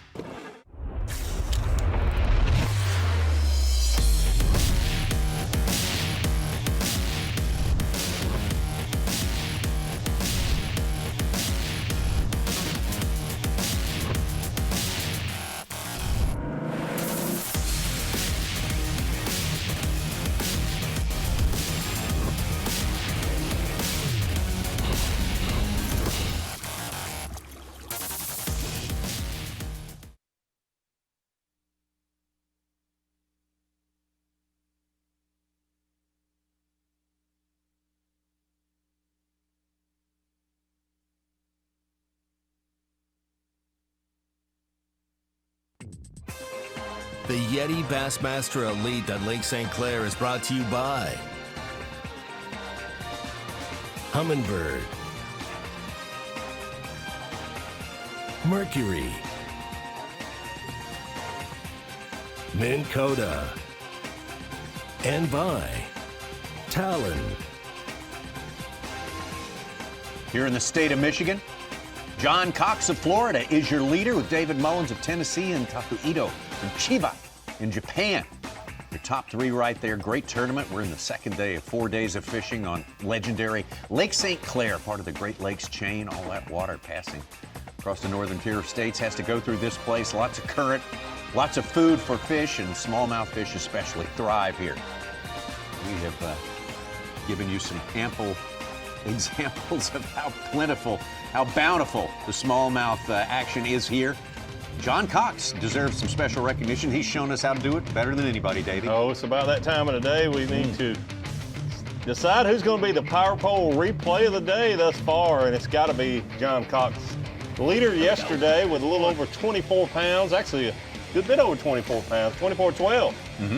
To have the lead, over David Mullins, but today John Cox has been There we go. We got one of the ones we need today. slow and steady. One of his first fish was that 4+ pound category, and that's definitely the ones that you need. But John Cox has to be our power pole replay today.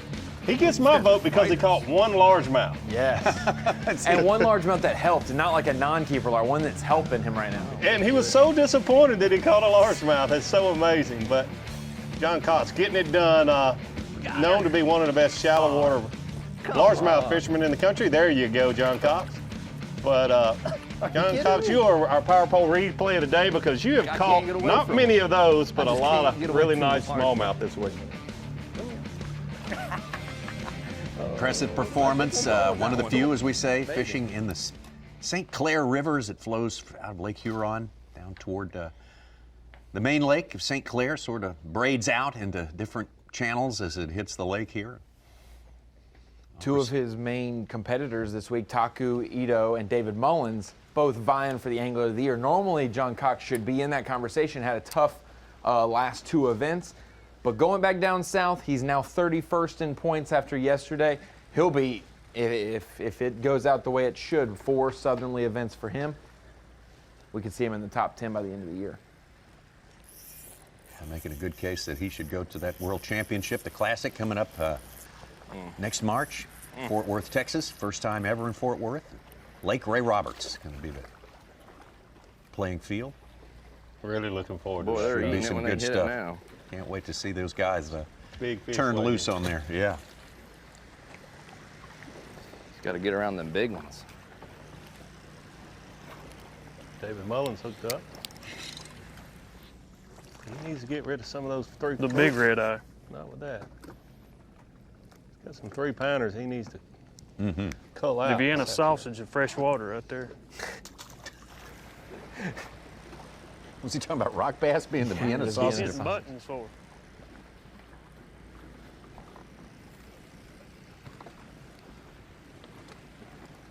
Maybe seeing the afternoon bite pick up Bill Lone with a 5-pounder coming across the board. You think about some of these guys, David, for viewers who are tuning in and we're talking about the 85 anglers, 40 will make it to tomorrow and then the top 10 for the final day. People are like, well, what happens if you do so bad yesterday? You're 80th place. You really probably don't have a shot to make the cut, whatnot. What are they doing today? Are they just coasting and finishing the week off? They're fishing their heart out today, not only because they want to try to gain as many points as they can for the Angler of the Year race, but also that year-end tiebreaker. If you tie with someone in points, it takes your weight for the combined full field days, day 1 and day 2. And so today's weight that you catch is going to help you tremendously in the tiebreaker. We saw that for the Classic spots last year. That's a good point, but I can tell you, unfortunately, I've been there, done that. 2 of them. After having a bad first day, you're fishing just as hard as we're watching our first, second, and third place anglers, because every point really, really matters towards your chances to make a bass back. Yes, you had a bad day yesterday, but if you can gain some ground back, gain some points back, it can mean everything towards your end of your season having a chance to qualify for the Bassmaster Classic. They're looking at it. Oh, he's chasing it all around. He keeps chasing it. Every time I pop it down, he chase it down.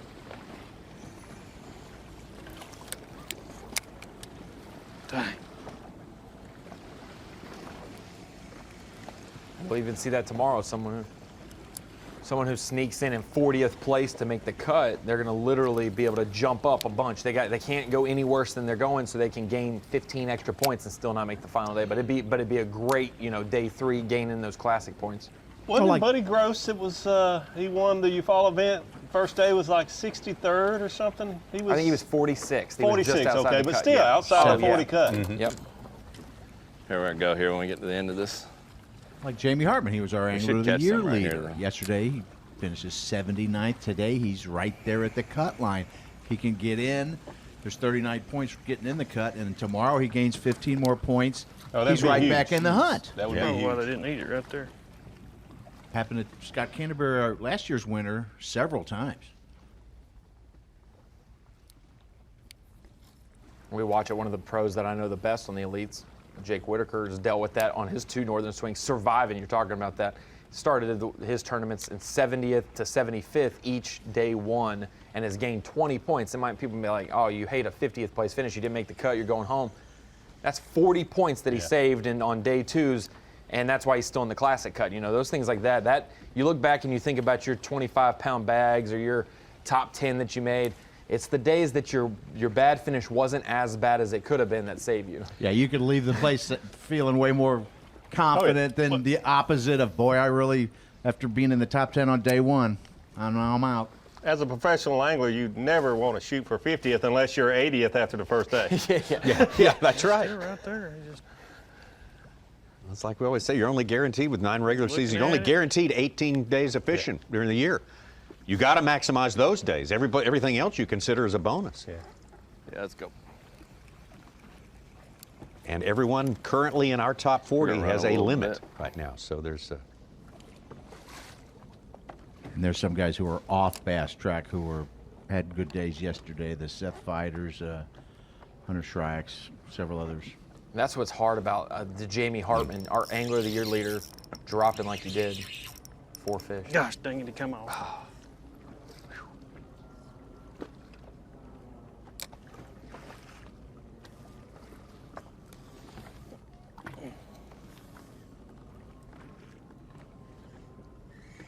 Mullins was one of our big movers yesterday. He was 16th in the AOI points, second place finish, and he jumped up to 4th. The back of it.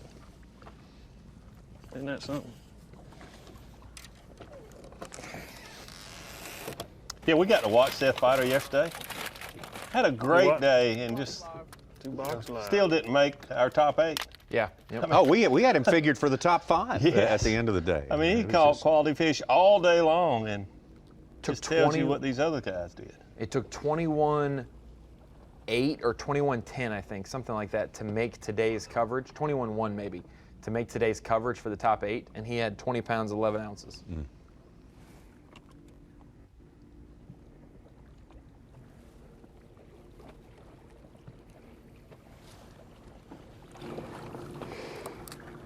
Felt decent.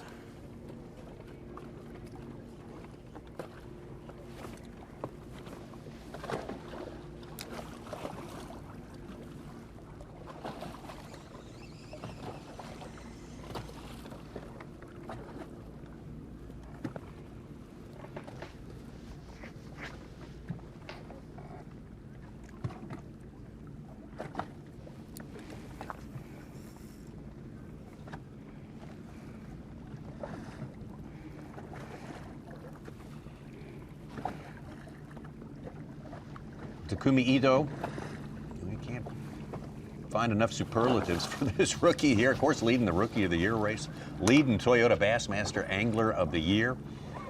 Only his second year competing here in the United States. First year ever to fish for smallmouth. Yeah. It's just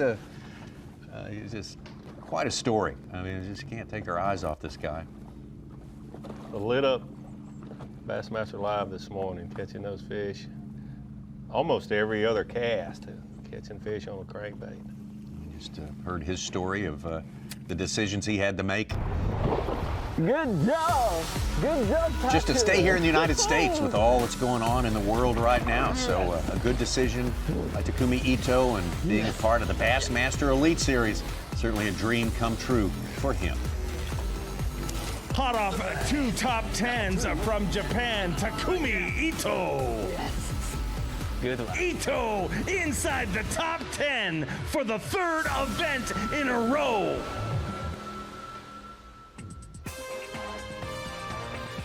Oh boy, living the dream. People say that as a throwaway line, but you say that sincerely when you talk about Takumi Ito right there. Your 2nd place in the standings right now, just more than ounces behind John Cox, David Mullins, Corey Johnston, Chris Johnston. Both those Canadian brothers in there, and Austin Felix having a great day today. Moving up, breaking into the top 5. Clark Wendlandt having a great tournament. Shane LeHue, Morgan Thaler, Yellis, and all the rest. We'll take a break and come right back. The YETI Bassmaster Elite at Lake St. Clair is being brought to you live by Carhartt.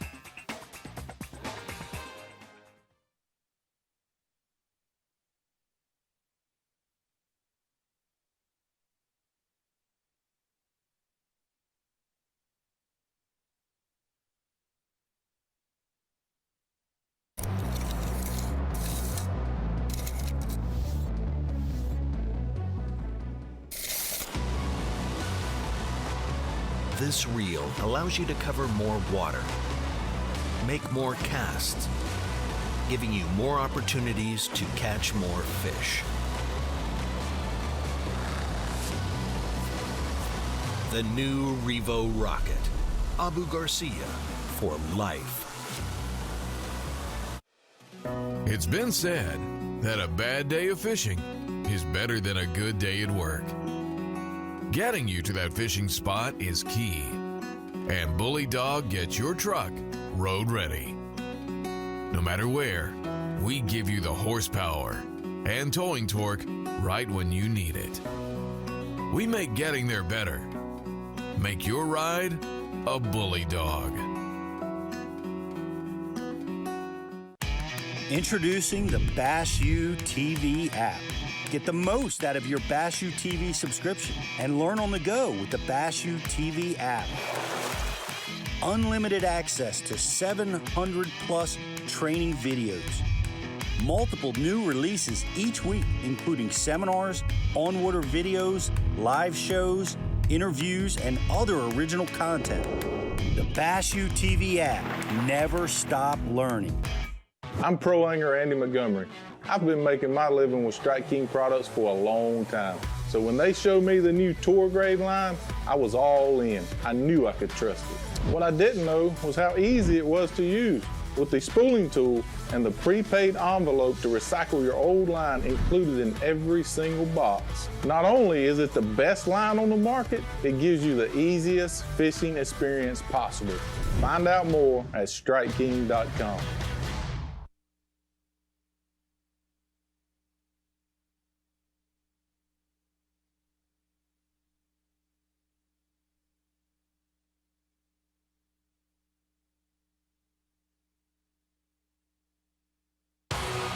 You're watching the YETI Bassmaster Elite at Lake St. Clair, being brought to you live by Carhartt.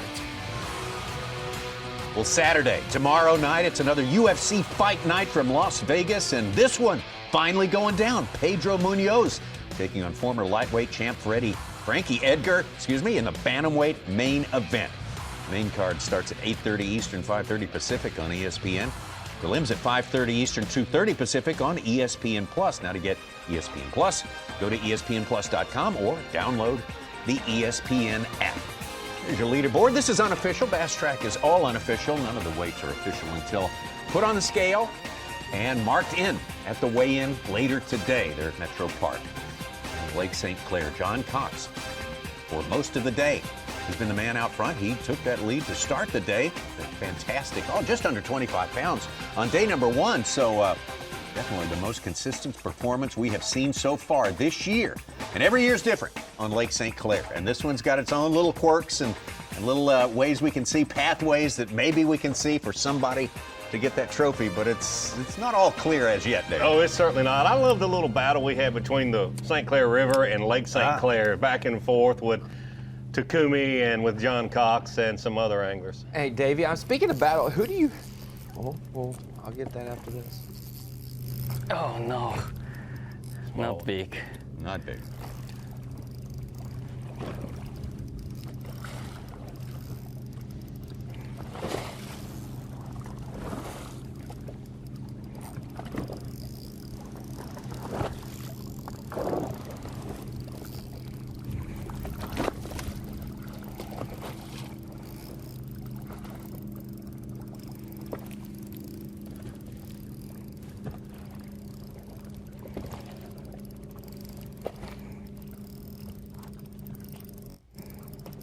This fish is not going to help him, but he's still got to take his time with it to keep from breaking off and have to re-rig. Yeah, that would take drop even shot. more time, sure. 3 1/4, I think, is his smallest right now.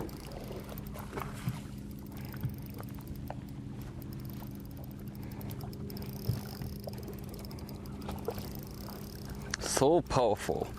Yes. Maybe not big, but so powerful.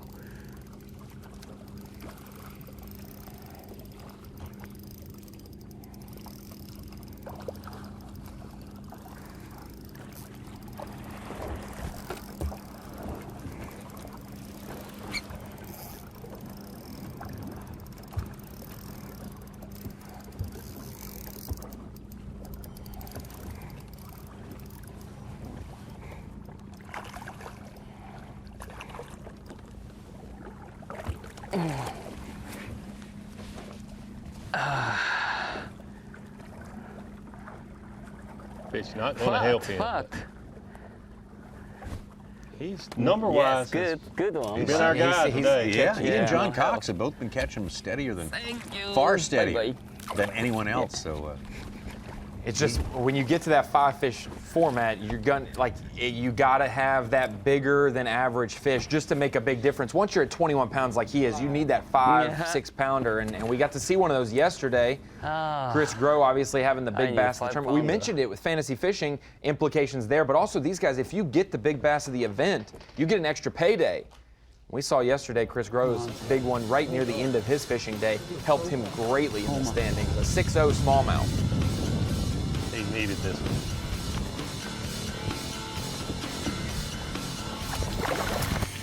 Got him! Yeah!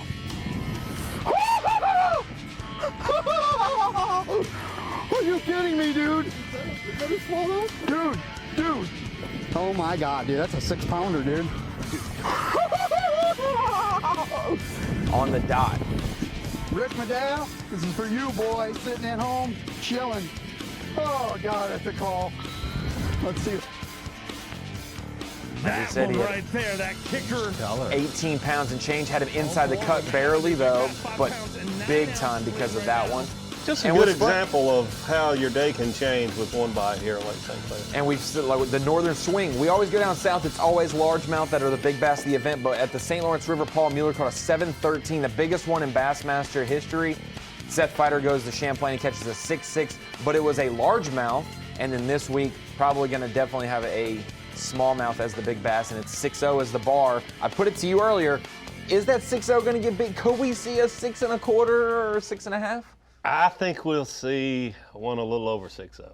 Nice. Well, last 6'0 year is a beautiful fish this time of year, especially. Take into account that maybe good these fish are weighing less than they normally would. Yeah, last that was year, a long one. Fighter 6 weeks later caught a 6'12", was our big bass. Yes. is he live? Stop. Maybe good one. I don't even know if his bait had time to get to the bottom before he hooked up So again. nervous. This fish is so nervous, but eat. Oh, big fish. Maybe big fish. Did you notice he thanked the small one that he caught as he let it go? That might be his reward for He could doing tell that. all Right his here. friends. Good Yeah, manners. Yeah. That guy, real courteous up there. Bite that. Nice to be important, but it's more important to be nice, as they say. That's right. So right. Bowman wrote a blog. Steve Bowman, Hall of Fame writer. Whoa. Where? Whoa.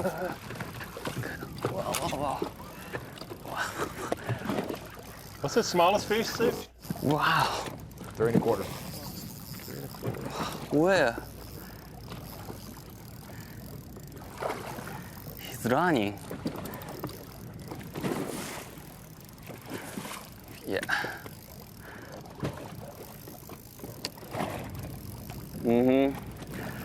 Big one. Could definitely give him the lead.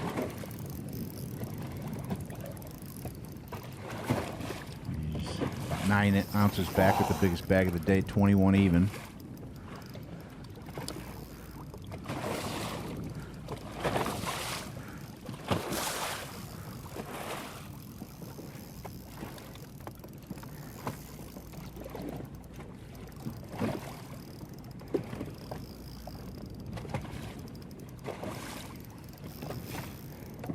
Pound test. Take it so easy and be patient.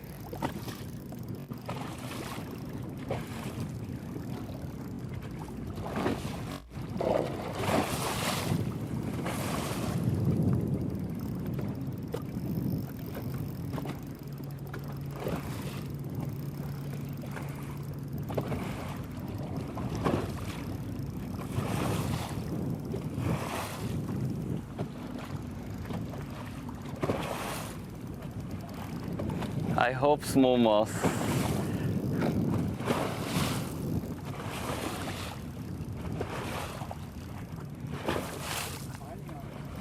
Yeah.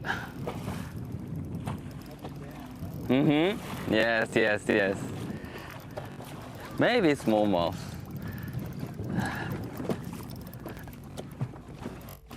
Hear him say maybe smallmouth. He hasn't even seen this fish.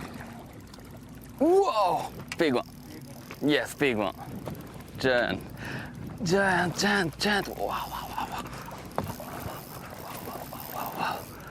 Big one. Come on. Come on, bass. Yes. Ah. No, no, no, no, no, no. Yes, big. Okay. Come on. Come on. Quick, quick, quick, quick. Quick, quick, quick.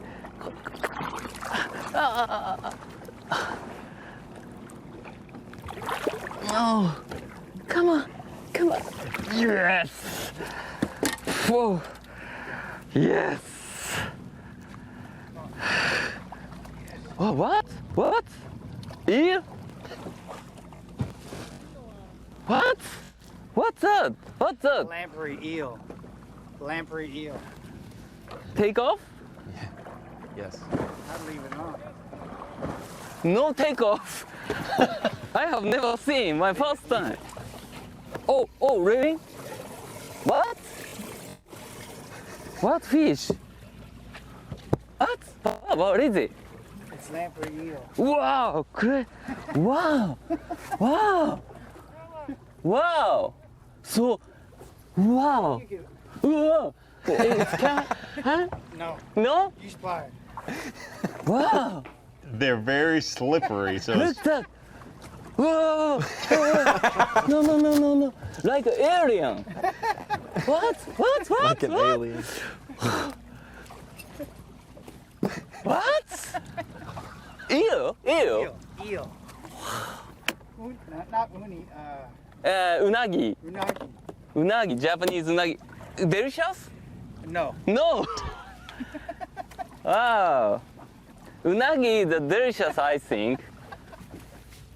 Wow.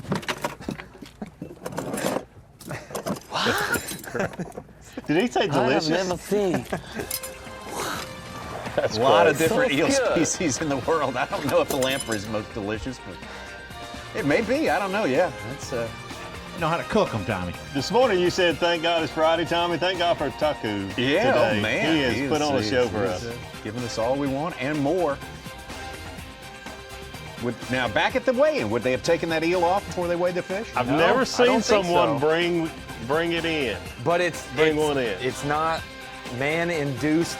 It didn't change. You know, it's not like you set the hook and left it. Yeah, it's question on there. for our Yeah. tournament director, Trip Weld. I've never seen one weighed in with an eel on it. Probably fall off in the live We'll well. do a little research on that right now with John Cox still in the lead.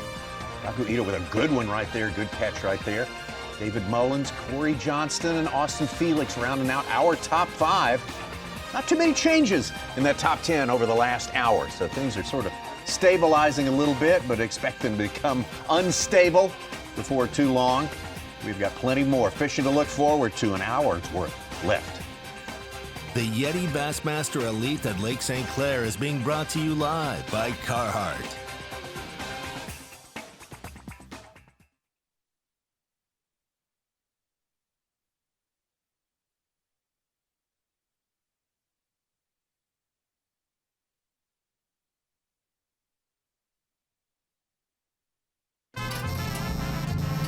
What do a taco and a taco truck have in common?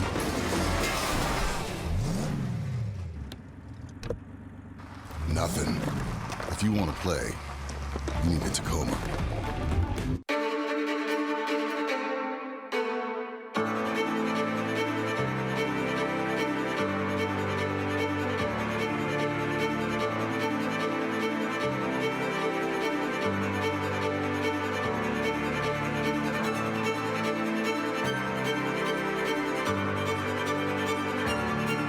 You don't know their names yet,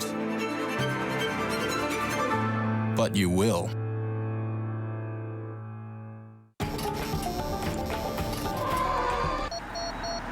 Pre-collision system, standard, on the 2020 Tacoma, so you can go from one epic playground to the next. If you want to play, you need a Tacoma. It's been said that a bad day of fishing is better than a good day at work. Getting you to that fishing spot is key. And Bully Dog gets your truck road ready. No matter where, we give you the horsepower and towing torque right when you need it. We make getting there better. Make your ride a Bully Dog. If you want to know how the best anglers always seem to find fish, stay on fish, and be in the right place at the right time, don't ask them. Just look at the name on the side of their boat. The one that's built 10 million motors, shallow water anchors, and more. No angler's gonna tell you their secrets, but they don't have to, because you already know. Minn Kota, fish for more.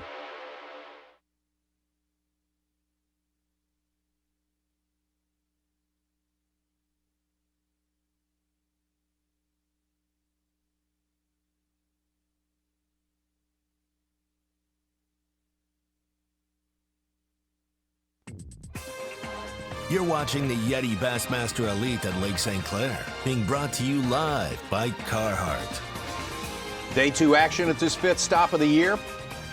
Take a look at the leaderboard right now. Lake St. Clair, John Cox still in charge. Taku Ito, David Mullins, Corey Johnston, Clark Wendlandt. We got another hour's worth of fishing for you yet to come. Who knows what's going to happen during the course? But it's very important what happens because it all has an effect on that 40 cut line. Number 40, if you're number 40 at the end of the weigh-in, you get to fish tomorrow. 40 anglers out there all day tomorrow trying to make it into the top 10 who'll fish on the final day. Patrick Walters, the man that's sweating a little bit right now, along with Harvey Horn, Clifford Perch, Brandon Lester, and Steve Kennedy. That's some very important awards that we give on a daily basis here, Davey, and we all know what they are. You might want to address one of them right now. One of them is certainly the Power Pole replay of the day. And I'll have to say, Taku Ito is my vote for Power Pole replay of the day of the week. Okay. A great Friday. It's been enjoyable to watch. He's put a lot of fish in the boat with a crankbait and also with a drop shot. But just a pleasure to watch Taku Ito enjoy a great day on the Bassmaster Elite Series trail on Lake St. Clair, catching these big smallmouth. And this topped it all off. He had my vote before this. It's so great right here. Taku Ito, you are our Power Pole replay of the day. Lamprey gill. Take off? I'd leave it on. No take off. Look that. Whoa, whoa, no. Like an alien. That last call put him back in the lead by 3 ounces. What? Ew. That's great. All right. We got another award to talk about. It's a Mercury Move of the Day, and we're going to hand over the awarding of that to our own Mark Zona, who is out there with, well, guess who won the award? Mark Zona, fill us in on our Mercury Move of the Day.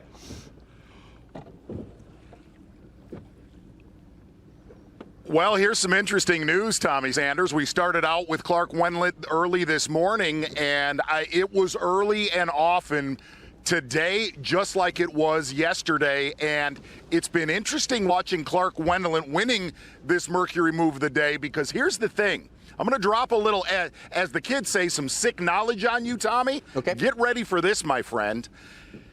Clark Wendlandt has been managing that one early area both days. He catches 5 between 18 and 20 pounds. He just made a move about a mile south of there. I'm going to call this the Mercury Move of the Day. He just made 2 gigantic calls, and I mean big calls. And I looked at him and I said, Clark, I was with you this morning and we're with you now. And here's what I heard you guys talking about. Look, Bass Track is very, very unofficial. Clark Wendlandt has somewhere between 23 and 24 and a half pounds right now, guaranteed. No doubt. That's the Mercury Move of the Day. Wow. So Z, is it an area that he had fished in years past, or is it just a totally new area that he's found today?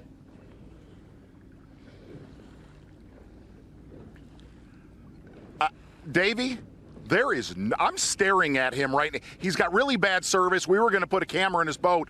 Horrible service. All he was really doing, I could tell, he's just keeping his eye on his morning spot. And it seems now he's actually building around it, having a little bit of a milk run. Davey, this is no joke. There's nobody around him. And I could tell, Davey, you know Clark, he's a very nice man, but he didn't even want us around him drawing any attention going into the weekend, if you know what I mean, boy. Mark Zona, thank you very much on a very important award. Mark Zona handing it out, the Mercury Move of the Day to Clark Wendlandt, and that's what you always want to ask anglers. You know, sometimes you hear them say, I need to burn this place down, I need to clean everything out of here, and sometimes they say, I got to leave it alone. How do you make that decision? How do you make that call? I was always one, if you could conserve your fish and, use them, throughout the 4 days, do that. But if you're around other anglers and you're seeing one another catch the fish, you may as well catch them, because when you leave, they're just going to move in. I mean, that's just the way it is. But great point. Chad Morgan-Taylor. Oh, that's a good one. That'll help.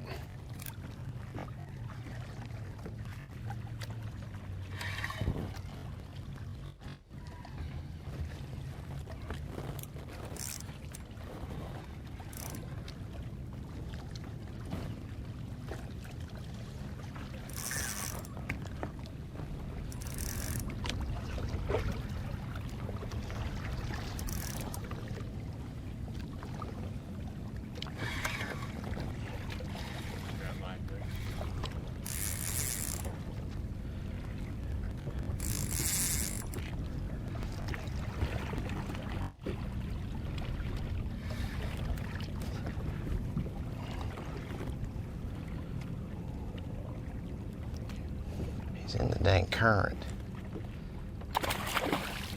You can tell a change in attitude when these anglers see that it's a quality fish, and it'll definitely help them.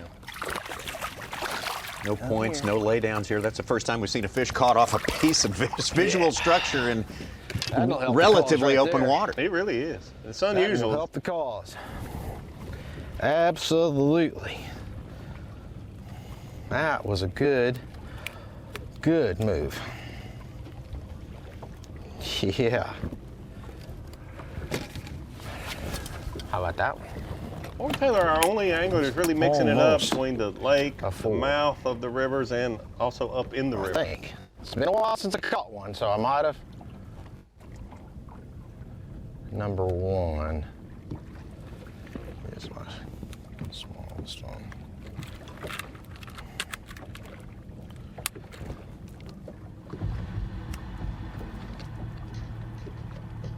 Oh man, he may not help. It's so difficult when you get up there around that 20-pound mark. Oh, man. Yeah, good fish there, and he's still hovering right under the 18-pound mark unofficially for Chad Morgan-Taylor. We're going to move back up into the river, further up the river towards Lake Huron. Yeah, he's definitely farther up than we've seen him today. John Cox, dude, you commented on the relatively small places he is concentrated on today, but now he's got a new spot staked out.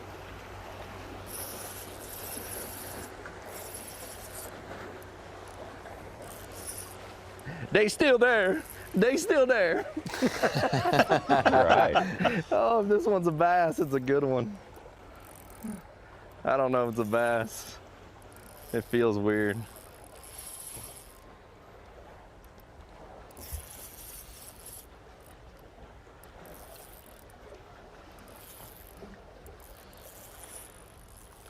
You know, these guys are making their living. There's a lot of pressure on them, but it's great. Even, Taku has been very enjoyable to watch, but John Cox is having fun. Come up. Oh, yeah. He's having fun out there. I don't know if I've ever seen John Cox mad. Yeah, he's one of those personable 100% guys. honest. Yeah. He's not too bad. Well, there's other guys who are very intense on the water. You know that? I don't think he's gonna do anything. Like I said, I mean, most of these guys' livelihood. Gosh, why can't they just I be can a hair understand bigger? being intense, but it's fun to and watch having people fun. having fun. Oh, we're catching them, but we just need big ones. don't know if that'll even help. Good thing was, if that wasn't the same fish, there's more down there. He ain't gonna do anything, is he? No. So, no. Got to be even more fun when you're catching big ones. That's just awful. Well, John Cox, his first year fishing with the Bassmaster Elite Series, very awarded, very accomplished angler otherwise, but this week he's having a great time, a great week for him here on legendary St. Clair. From Florida, John Cox. There we go. We got one of the ones we need today. He'll show you the hair in a minute. Let's see how it paid off on day number 1. 24 pounds, 12 ounces, and John Cox is your brand new leader. John Cox, take off your hat. Gerald Swindle gave you the Seth Fighter cut, is what you called it. Unbelievable. Look forward to seeing how it works out for you. Great start to things. I got to admit, that's some remarkable hair right there.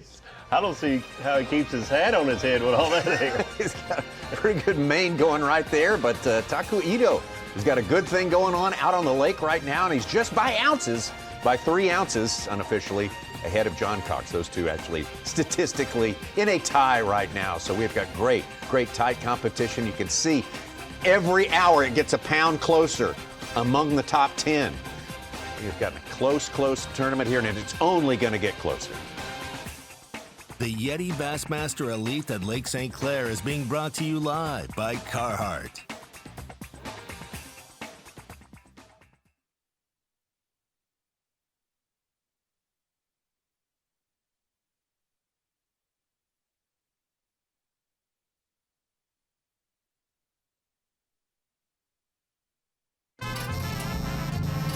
What do a taco and a taco truck have in common?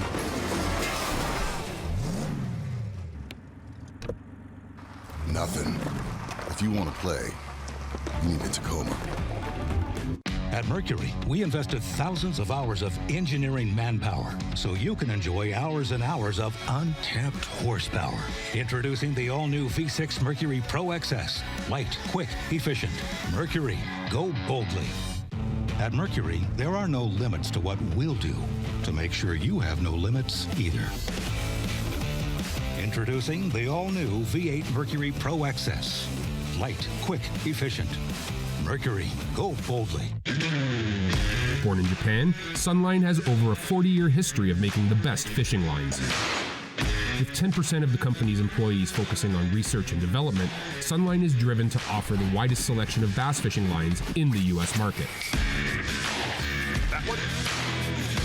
Sunline's fluorocarbon, nylon, and braided lines are made to the strictest Japanese tolerances, incorporating exclusive patented technology like plasma rise.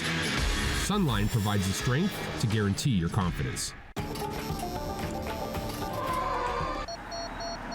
Pre-collision system, standard, on the 2020 Tacoma, so you can go from one epic playground to the next. If you want to play, you need a Tacoma.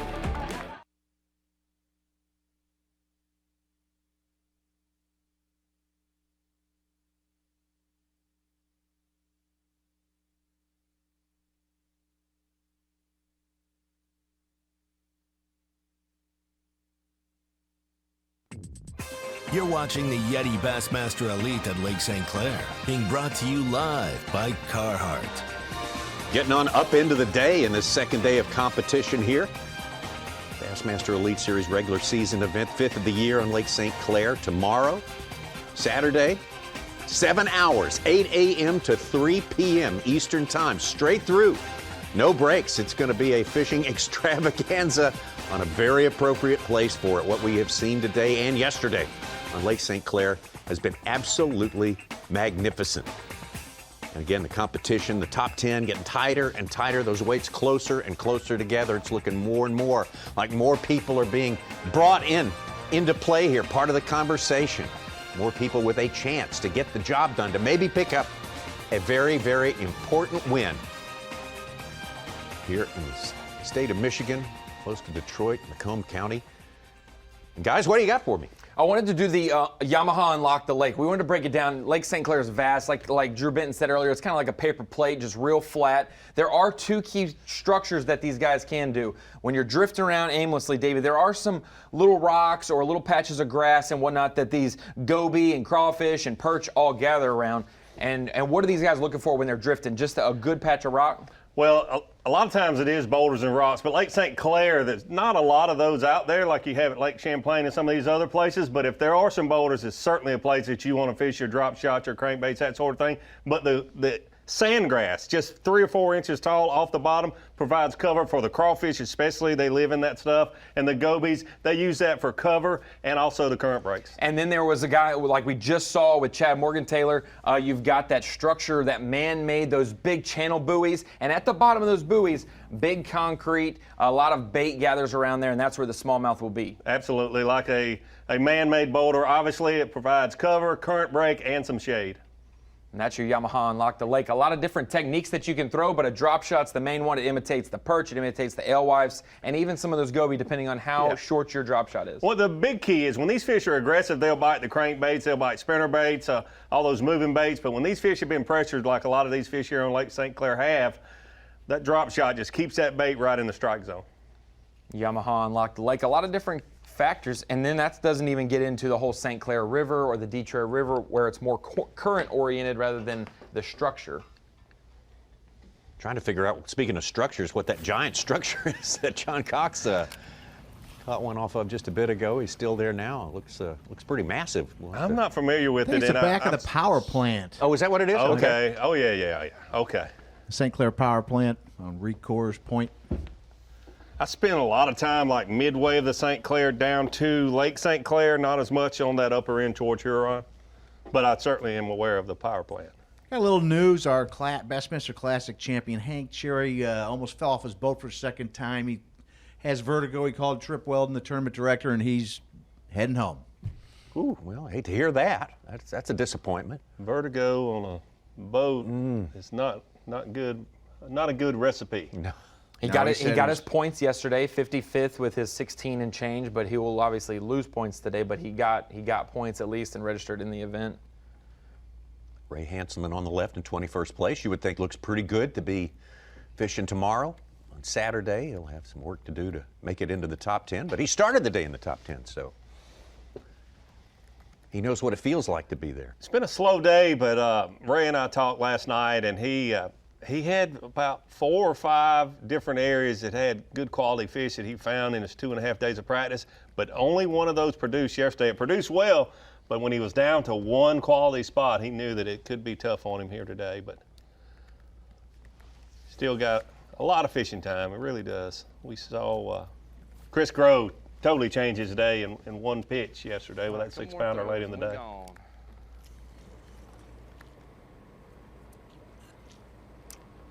Probably an average of an hour and a half's fishing time for our anglers who are spread out over different flights.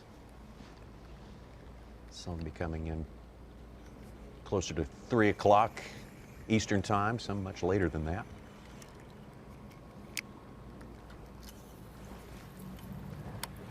That would be one right there. Yeah.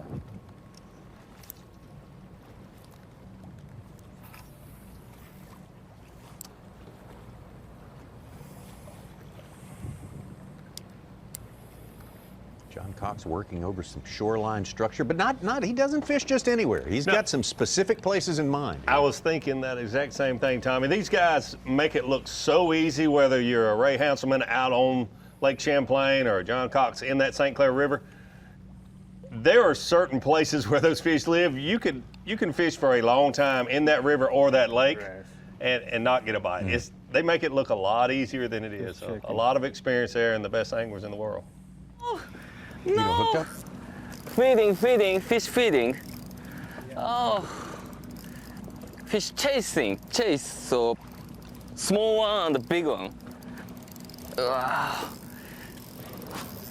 Okay. Wow. So one fish is huge. So huge. Did you see another one? Yeah. So I see 3 fish, and small one, middle one, super big. But oh, no good.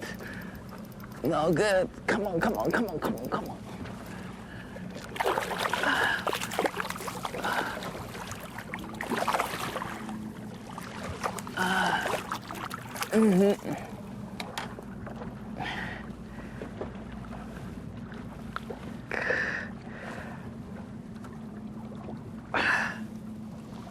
I need another one.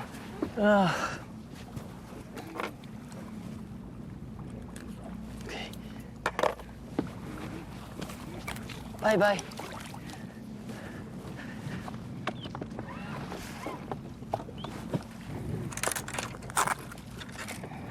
No. Maybe okay.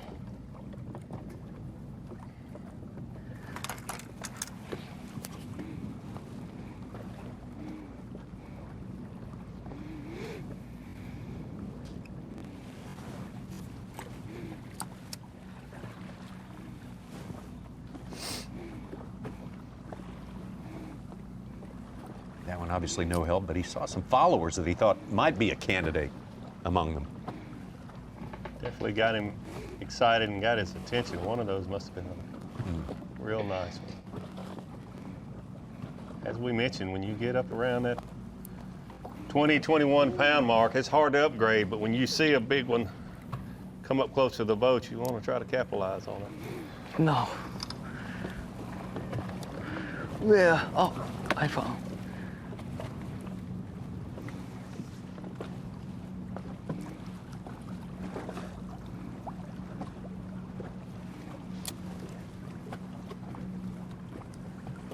Just picking up with this Takumi Ito there on the right.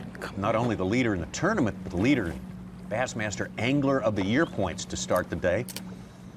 And as he sits atop the leaderboard right now, he's looking to be a pretty good bet to retain that lead. No. Can't shake Clark Wendlandt, though.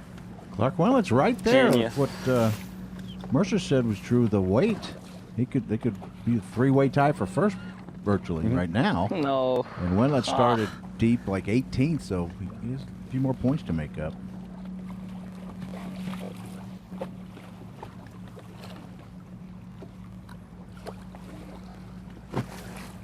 It's so interesting watching Taku here. He saw with his eyes a big fish follow that one that he just caught up, and now he's looking with his electronics trying to spot that fish, and I saw him say, there he is, and he pitched over to the starboard side of his boat at about 2 o'clock.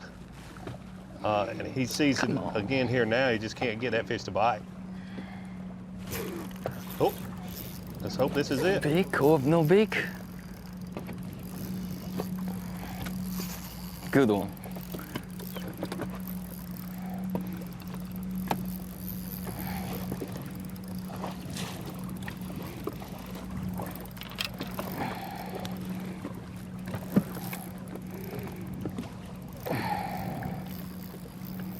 So this is the one he saw a few minutes ago because it really got him excited. Yes, it did. Yes, come on.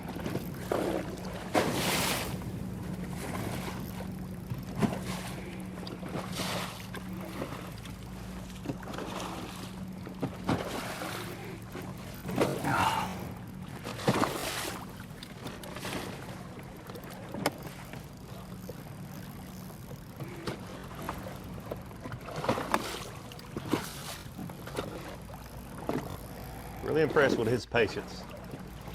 Never caught smallmouth until this year. He's on the biggest stage leading the Bassmaster event he's ever been in. And he's really being patient with these fish. Wow. Good one? Yes. Wow.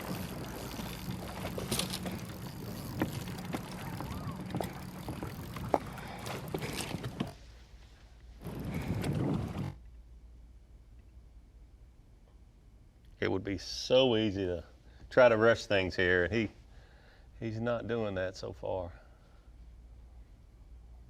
He caught a couple on crankbait earlier this morning, and Took a different approach. Oh, yeah. Yeah, put him right in the boat. No wasting time. Don't give him a chance to get off. He mentioned it a lot at St. Lawrence. 6-pound line, like really light, and that's about as light as you normally go on a drop shot for smallmouth if you're just tuning in.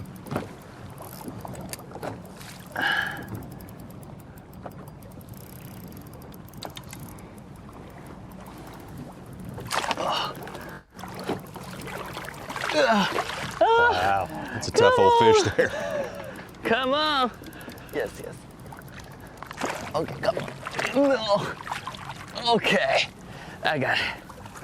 What do you think? Good? Good one, but yes. Okay.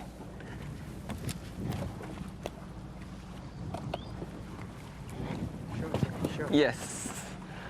Okay. Yes, but difficult maybe. Difficult, I think. Oh. So. Oh, sorry. Well, little by little, yeah, he's making it tough on those other guys, John. He is. Cox, Clark, Wendlandt. Putting the hurt on him, absolutely. Catching him steady. We got two numbers, guys, among the anglers we're following today, and they're the guys at the top, and that's Cox and Ito. Great performances by both of these anglers. Yes. Takumi Ito, the man on top right now. Catching him steady. Yes. Good average size throughout the day. Yes. Basically, both have been flawless. Yeah. I mean, these are smallmouth bass, and they fight, and you're going to lose a few, but John Cox and Taku have both done a great job putting these fish in the boat. Yeah, the one who has the fewest missteps might be the one who wins this tournament. And neither one of them have made a misstep seriously during the course of this one. David Mullins in there, Corey Johnston, Clark Wendlandt. Clark Wendlandt lurking right among the top four. And a lot more fishing on the way. We're going to take ourselves a quick break, and we'll be right back to Lake St. Clair. The YETI Bassmaster Elite at Lake St. Clair is being brought to you live by Carhartt.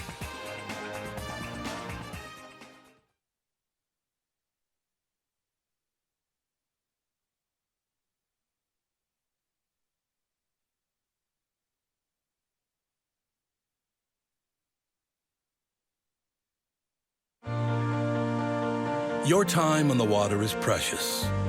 You return season after season to make unforgettable memories. Fight a few fish, reconnect with friends, and recenter yourself. If you count on having this time, you need an outboard you can count on to power it. That's why boaters stay with Yamaha for the long run, for life. They know reliability starts here. Groundbreaking designs, unsurpassed quality, and unshakable confidence. Welcome to the Ranger Z500 and Z100 series. Leading the industry for over 50 years, these rigs are custom crafted and loaded with more features and advantages to deliver the ultimate ownership experience. The legendary Ranger Z series. Unleash next level performance. Mercury, go boldly.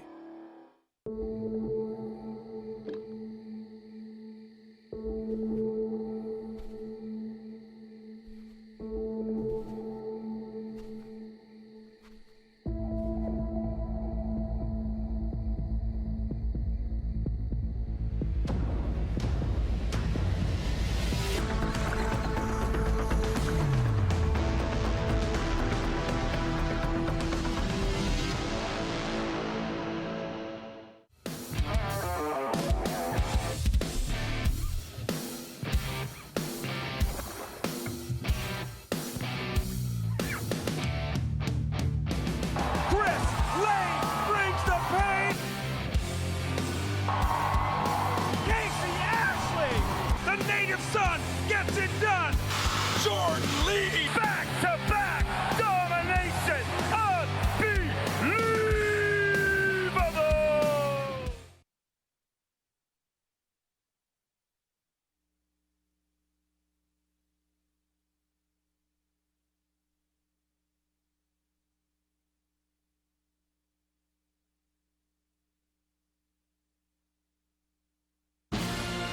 You're watching the YETI Bassmaster Elite at Lake St. Clair, being brought to you live by Carhartt. Well, the White Sox and Cubs start a 3-game series at Wrigley tonight.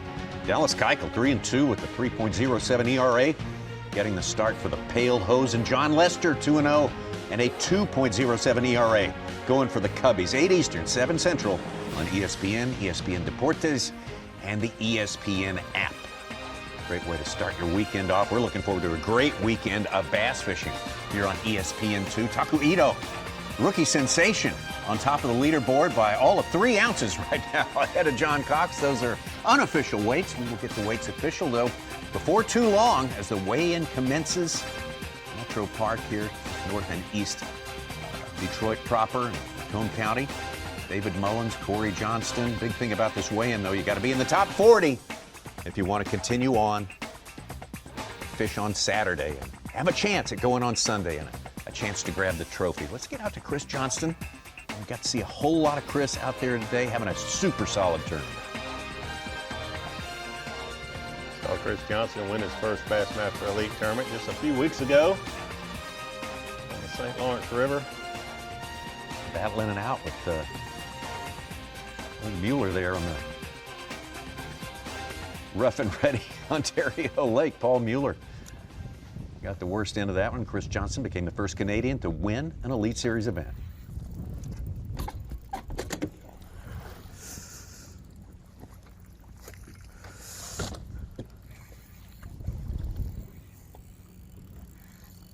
That wasn't pretty. Hooked up right under the boat and lifted his trolling motor. Get his line away from it. A little bit of trouble, and that's been the problem with seeing a whole lot of Chris Johnston today. The signal, he's in a spot where it's just not available. It's getting more available with each passing year, but there are a few dead spots out there still in these here United States.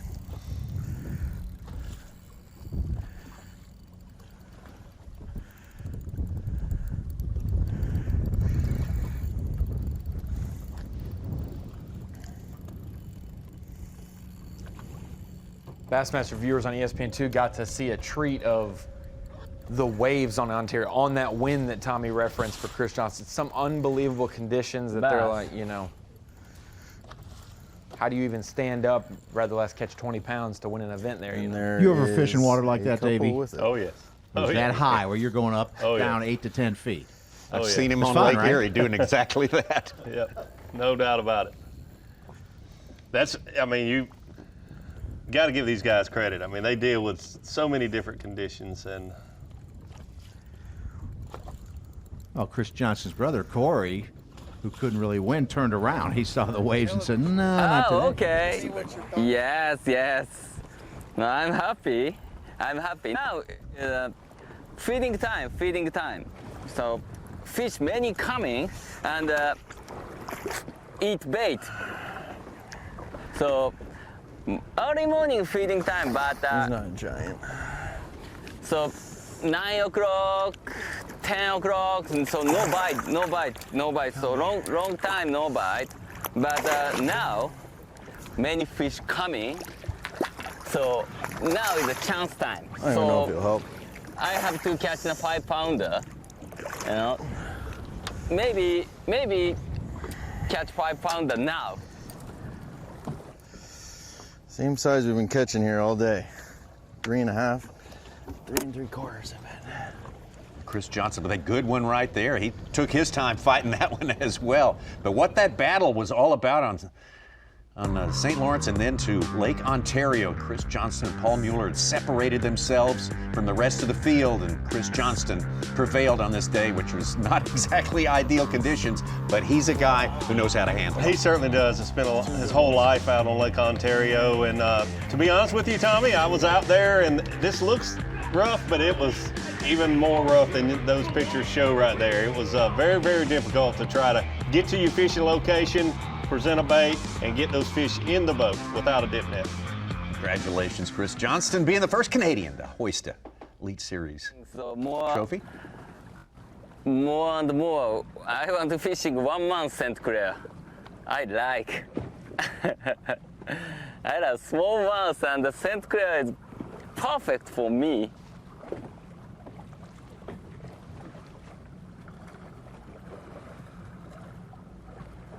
You mean because in Japan you fish offshore? Yeah. Offshore loving. And fishing pressure loving. I love fishing pressure. Fishing pressure, tough time.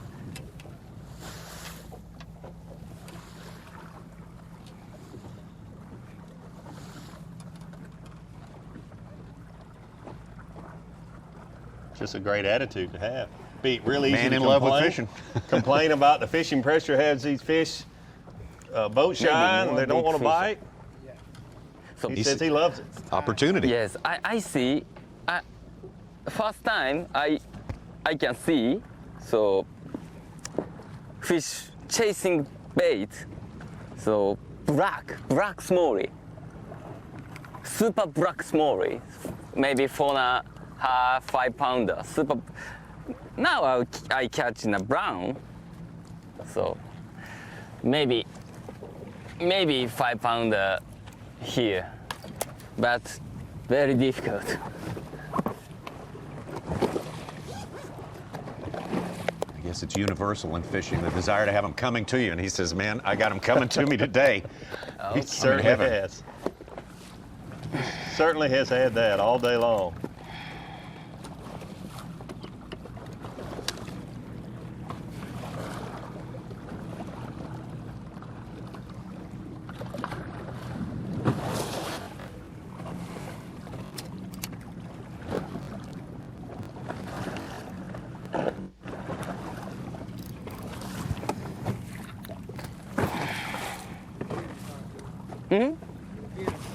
Yes, thank you.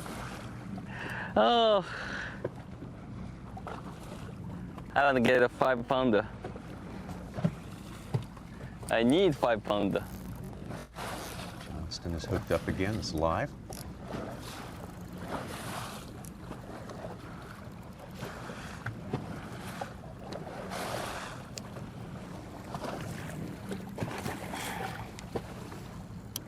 We need this one. Come on.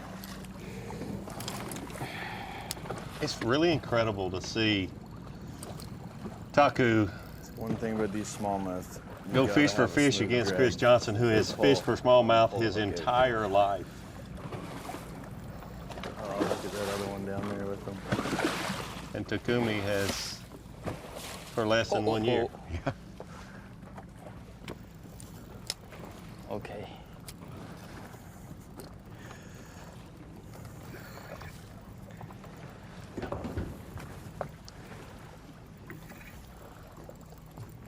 Looks like a good one for Johnston.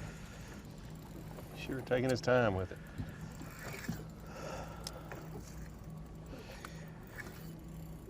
He's got 5 clones in the box, all 310, 311.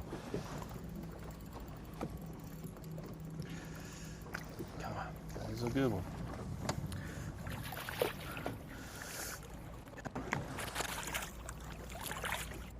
Ah, there we go.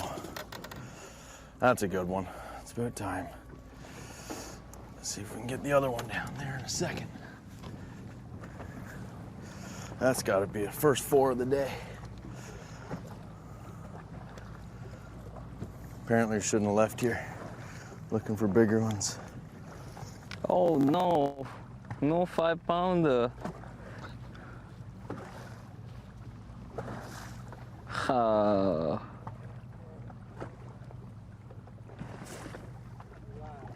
Yes, black smallie. I see black smallie here.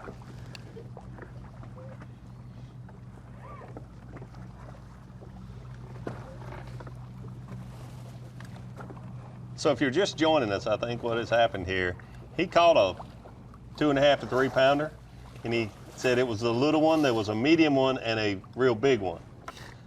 Right after that, he released a small fish, got on his electronics and saw a fish drop down and caught what he says was a middle-sized one. He knew because it was brown. The biggest one looked black. You know, they're different colors, not necessarily by size, but what they've been living around.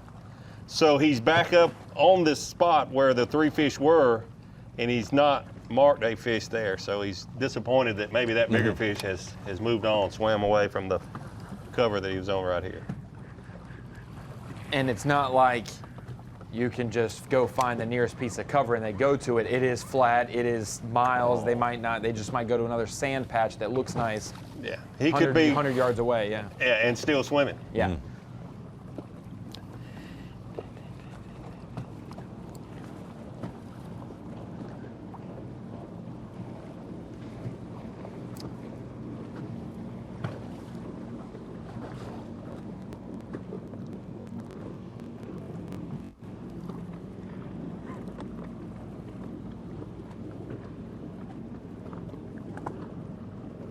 What a battle for that top 40 cut to advance to semifinals Saturday. Harvey Horn with a 4.5 pounder to sneak in 39th. Wow. He had a really slow morning. He definitely needs it for sure. Right ahead of Dale Hightower's the last guy in, but they've knocked Chris Zaldane to 41st. Kumi Ito, the search continues for the one that may or may not have gotten away. The way his day's been going, I wouldn't put it past him to find that one, to run him down and catch him, much to everyone's delight. Dale Hightower is now the guy on the cut line. Chris Zaldane in 41st. First guy out, along with Schmidt, Hartman, Walters, and Keith Combs. Spent a lot of time with Jamie Hartman. Very different story for him. We'll be checking up on that when we return. The YETI Bassmaster Elite at Lake St. Clair is being brought to you live by Carhartt.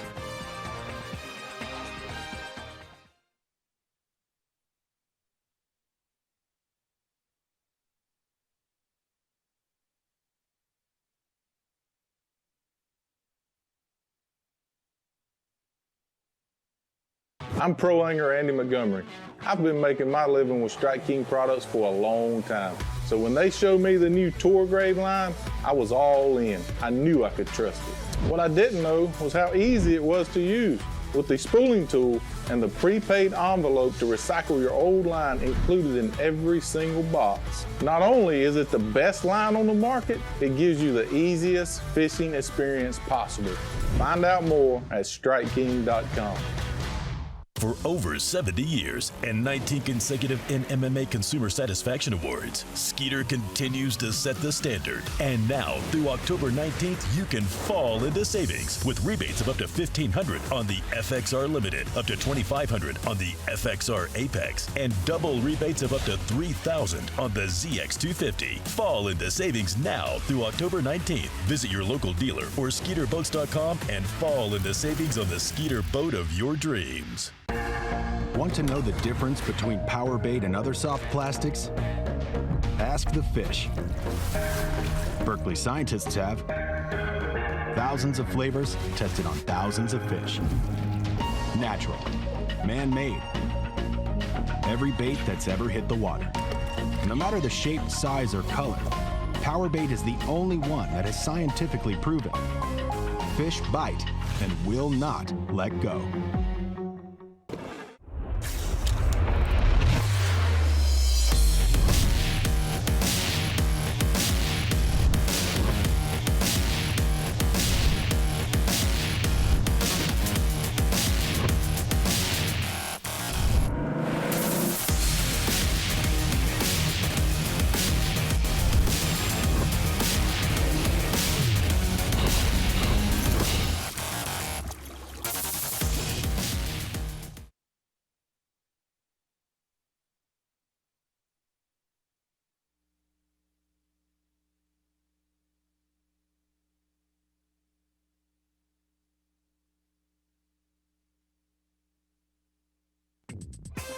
You're watching the YETI Bassmaster Elite at Lake St. Clair, being brought to you live by Carhartt. Got some more fishing for you. Afternoon broadcast of Bassmaster Live here from fantastic Lake St. Clair. A lot of stories working out there. We'll tell those stories basically through the use of our leaderboard. Story number one, a rookie leading the tournament. Japan's Kumi Ito just ounces ahead of John Cox. David Mullins, Corey Johnston, Clark Wendlandt, the veteran, hanging in there very, very tough today. The other story, Takumi Ito, the leader in Bassmaster Angler of the Year points to start this day. I don't see him falling out of that lead, or if he does, not very far, because he has certainly held serve today. Paul Mueller, very tough customer, has moved up into second place. Clark Wendlandt, very tough all season long, hanging there in third. How about a third story? Takumi Ito, the guy who's leading Rookie of the Year. It's kind of a Takumi Ito show today, and that's not a bad thing. Have we ever had that past the midway point in the season on the Bassmaster I Elite can Series? recall. I don't think so. We had Rookie, AOI, and the event Drew itself. Cook Not maybe the at event. some point. I think I don't know him leading an event. Patrick Walters was leading at St. Lawrence last year before St. That was the Lawrence, first wasn't event of the year. Oh, it's St. St. Lawrence. John's. No, St. John's, he lost it at Guntersville. Guntersville he did? Yeah. I would say Drew Cook. I don't know if he ever led a tournament. I don't think he did after. I don't know if there's tournament. He led but yeah. both those categories Yes. for brief periods of time. Yes. Yeah. The other categories. All the way up to real late in the This season, deep but I in don't the remember year. him leading an event. Right. That's the part of the trifecta he didn't get. Great season for him anyway. Great Oh, yeah. season shaping up for Takumi Ito, albeit we're almost to the official, Okay, actual, let's go. true halfway point of the season. Just an hour change away.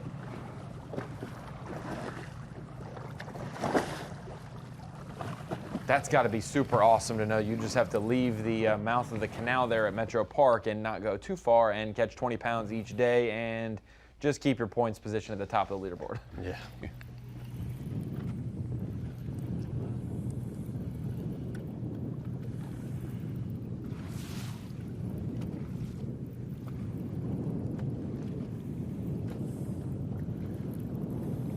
Ray Hanselman has been all in on the crankbait. Man, he's the... I'll move back over here where I caught those 3 good fish. the diehard cranker. And there's one. There's a sick one on the top right there. Maybe it's sick. I don't know.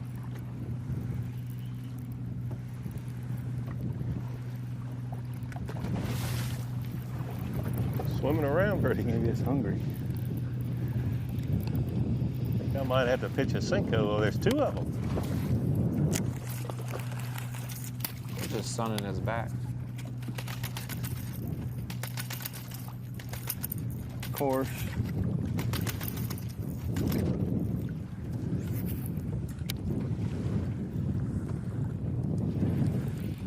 He's sick. I'll have to eat.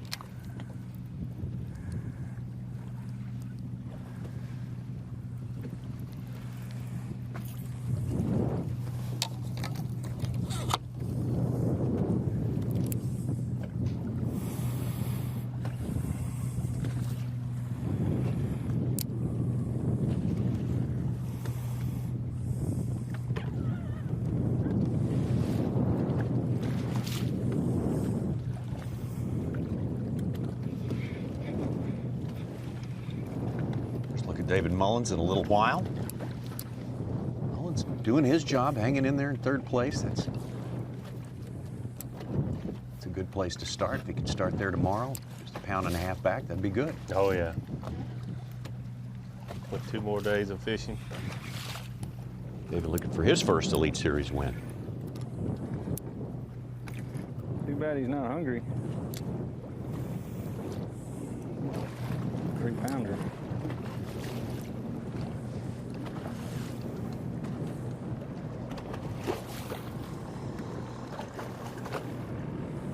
His motor don't sound good. You hear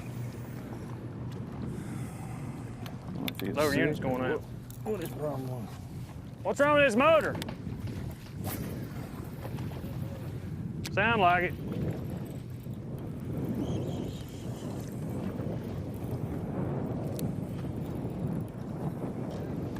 It's been rough on me today.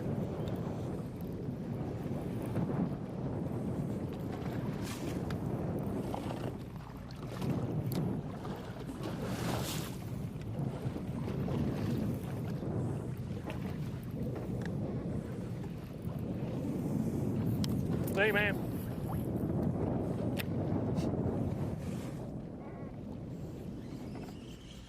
Has been slower for David Mullins today. Still in third place, though, like you said. He's. Well, we've changed locations. There's just so many people fishing down there now that wasn't there yesterday, and the fish are just getting pressured real bad. The ones you see are really not biting that good. So I just wanted something fresh to do. I mean, really, we've already got a check, so I know I'm gonna make at least 10 grand. I really want to do better than this, but you know, I don't want to get down there around the people that wasn't there yesterday, and it's just going to frustrate me more. So we're just come out here looking at some places. I caught some here in practice, a couple 4-pounders, and I think I fished through here yesterday morning early and maybe caught 1 3. So we'll just keep fishing through here and see what happens, and hopefully we run across 1 4-pounder is all we need.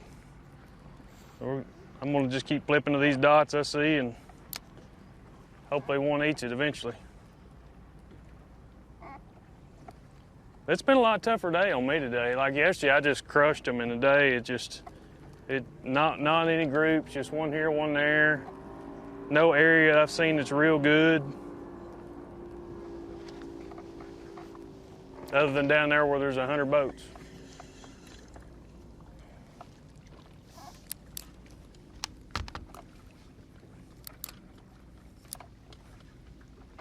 David Mullins kind of mapping out his strategy for the rest of the day and maybe for some of tomorrow as he thinks about where to go and where he might not go tomorrow.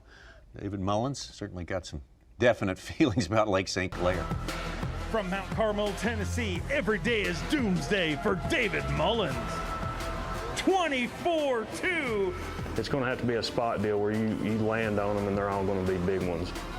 And man, that's how you start a smallmouth derby. It's got giants and it always has, and you know, it's this lake has made legends out of people.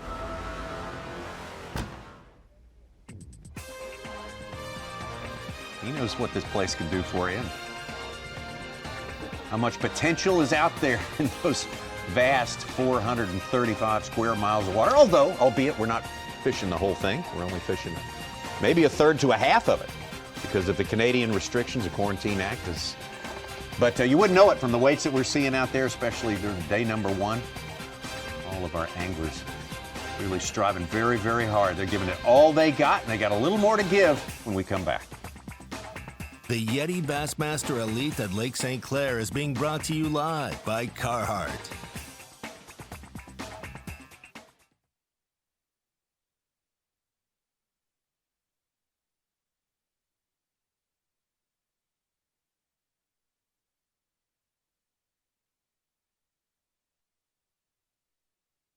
When I'm on the road for work or for fun, I always like to have a reliable generator around.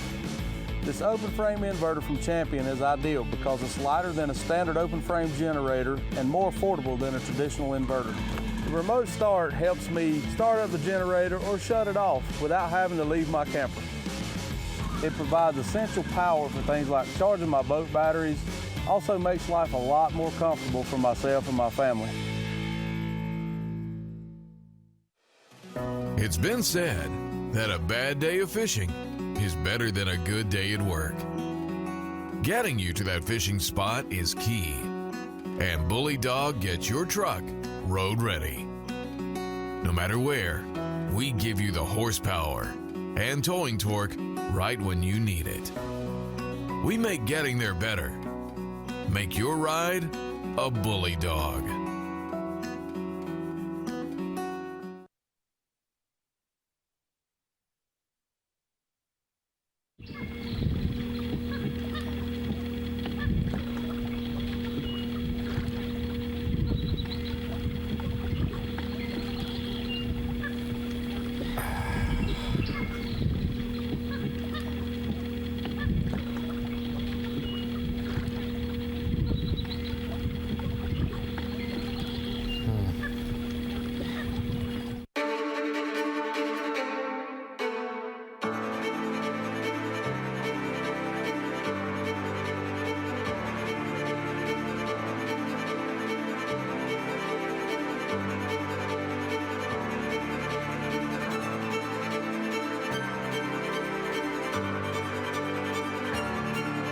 don't know their names yet,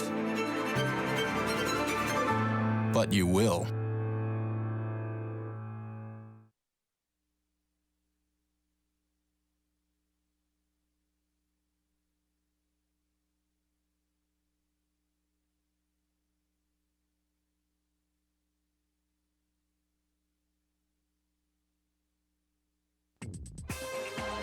The YETI Bassmaster Elite at Lake St. Clair is brought to you by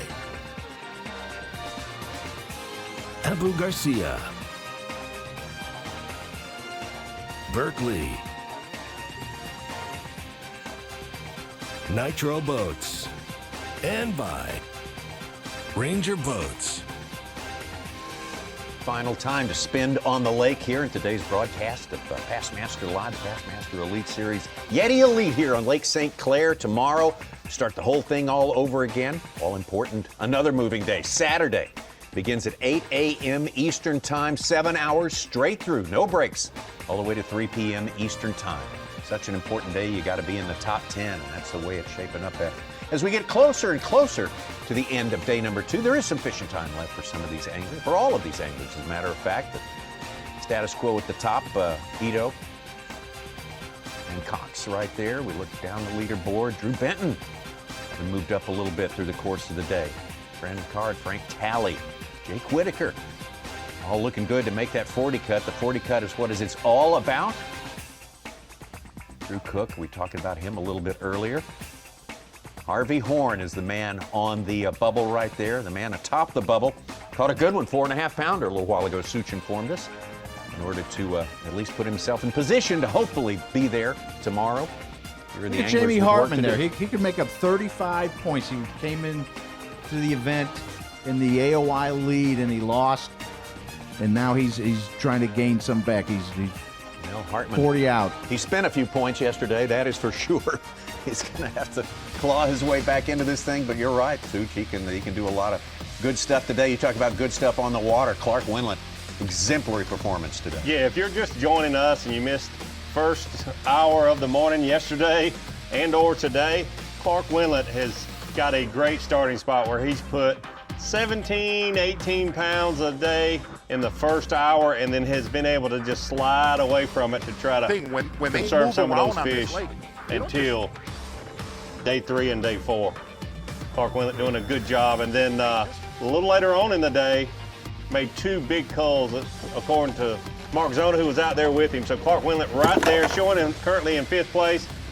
Just try to estimate his fish, but Mark Zona says he thinks he's got a little more than what we're showing with Clark Wendlandt. A great day, lots of fish catching yesterday and today. Someone who definitely, in my opinion, will be in contention come championship Sunday. Yeah, you got to make that AOI bet race against this tighter with guy Ito right too. there for sure. We just spent a little time with David Mullins out there on the water, kind of thinking about winding up his day and thinking about how he might approach tomorrow, maybe not going back to that spot where he started today. Too crowded. Yeah, a lot of fishing pressure there, and I'm concerned. This is one of the greatest fisheries in our country, but when you get 8 or 10 fishermen, really good fishermen with great electronics where they can spot these fish and make presentations to them, it's hard to think that isn't going to have some kind of adverse effect on those fish in that area. David Mullins actually got off to a better start today than yesterday. Didn't put his first keeper in the boat yesterday until 9:45. So with this first or second fish he caught here this morning before the sun was even up very high at all, he was way ahead of schedule, but things have slowed down for him and got a little crowded. He's moved down farther south on Lake St. Clair to an area that he caught some nice ones in practice. He needs to catch a 4.5 pounder to get himself a little bit closer to those leaders. He said he's a little bit down in the mouth about today, but the fact remains he's held serve. He's hung in there in 3rd place. John Cox started this day with the lead. Feeling very, very comfortable in the St. Clair River all day long. Yeah, yesterday John Cox came to the scales with the heaviest weight, 24, almost 25 pounds. Said he started out in the lake, caught a few fish, had his plan to move into the St. Clair River, felt much more comfortable there. He likes to stay close to the bank, he said. Has a history of fishing extremely shallow any time of the year, whether it be the middle of the summer or middle of winter. John Cox likes to fish shallow, likes to fish close to the bank, and what he likes has worked out very good for him. Not very much competition from other anglers in the St. Clair River. John Cox has done a great job fishing these current breaks, these seams right along these bulkheads and these walls on the St. Clair River. Tomorrow it could be very interesting in the St. Clair River itself. Boat traffic there with all that current against those seawalls. It can get very interesting there on a Saturday, believe you me. Well, we learn to expect anything on a Saturday on some of these Great Lakes, and the dwindling days of summer, everybody wants to get out on the water, and why not? I mean, that's the whole scheme here. These guys fish public waters everywhere they go, so they figured that into their strategies, and I'm sure John Cox has a strategy for tomorrow and for Sunday as well. He's looking good for both days. Yeah, these elite anglers have seen it all. They really have, and like you said, Tommy, they're aware of what Saturdays in the summer are going to bring you in the northern part of the country, and absolutely has a plan for tomorrow. I'd say just rocks and roll right there in that river and catches some more. Yeah. We have a rock and roll rookie out there today. It's been a blast to follow. Takumi Ito. Yeah. I don't know if we have a number on the amount of fish. Do you know that, Ronnie? How many numbers of fish total that Taku has caught today? Because it's been a lot. We started with him this morning. 2 minutes after we started at 7 a.m. Eastern time. Yes, I got it. He started catching them on a crankbait. Switched up just a little bit after that as the sun got a little higher. And done very, very well. Using his electronics with a drop shot the rest of the day. Said he's been using a flatworm on his drop shot. He's had about 8 culls, it says. 8 fish that he has exchanged out for his 5-fish limit. So at least 13? At least 13. He's caught 3 or 4 that we've seen that haven't helped, so that's another 3, He's getting close to 20 at least. That's great. Him and John Cox, and then also Chris Johnson's caught a lot. Yeah, Johnson has caught a bunch today. We just haven't seen so many of them. He's going to be a factor. He's going to be figuring into the math as we get further and further into this tournament here. We got some great anglers having some of their best weeks in the course of this tournament. It's been so much fun to watch all day long. This is his last major cull right here. He caught this fish, marked it with his electronics, and was able to get it to bite it. Berkeley flatworm on a drop shot. 6-pound test. It's been a joy watching him land these fish, being so patient with them. Really amazing. Absolutely amazing that he told me when I talked to him yesterday afternoon that he had never caught a smallmouth until this year. Doing a great job landing these fish. What? Yeah. What? What's that?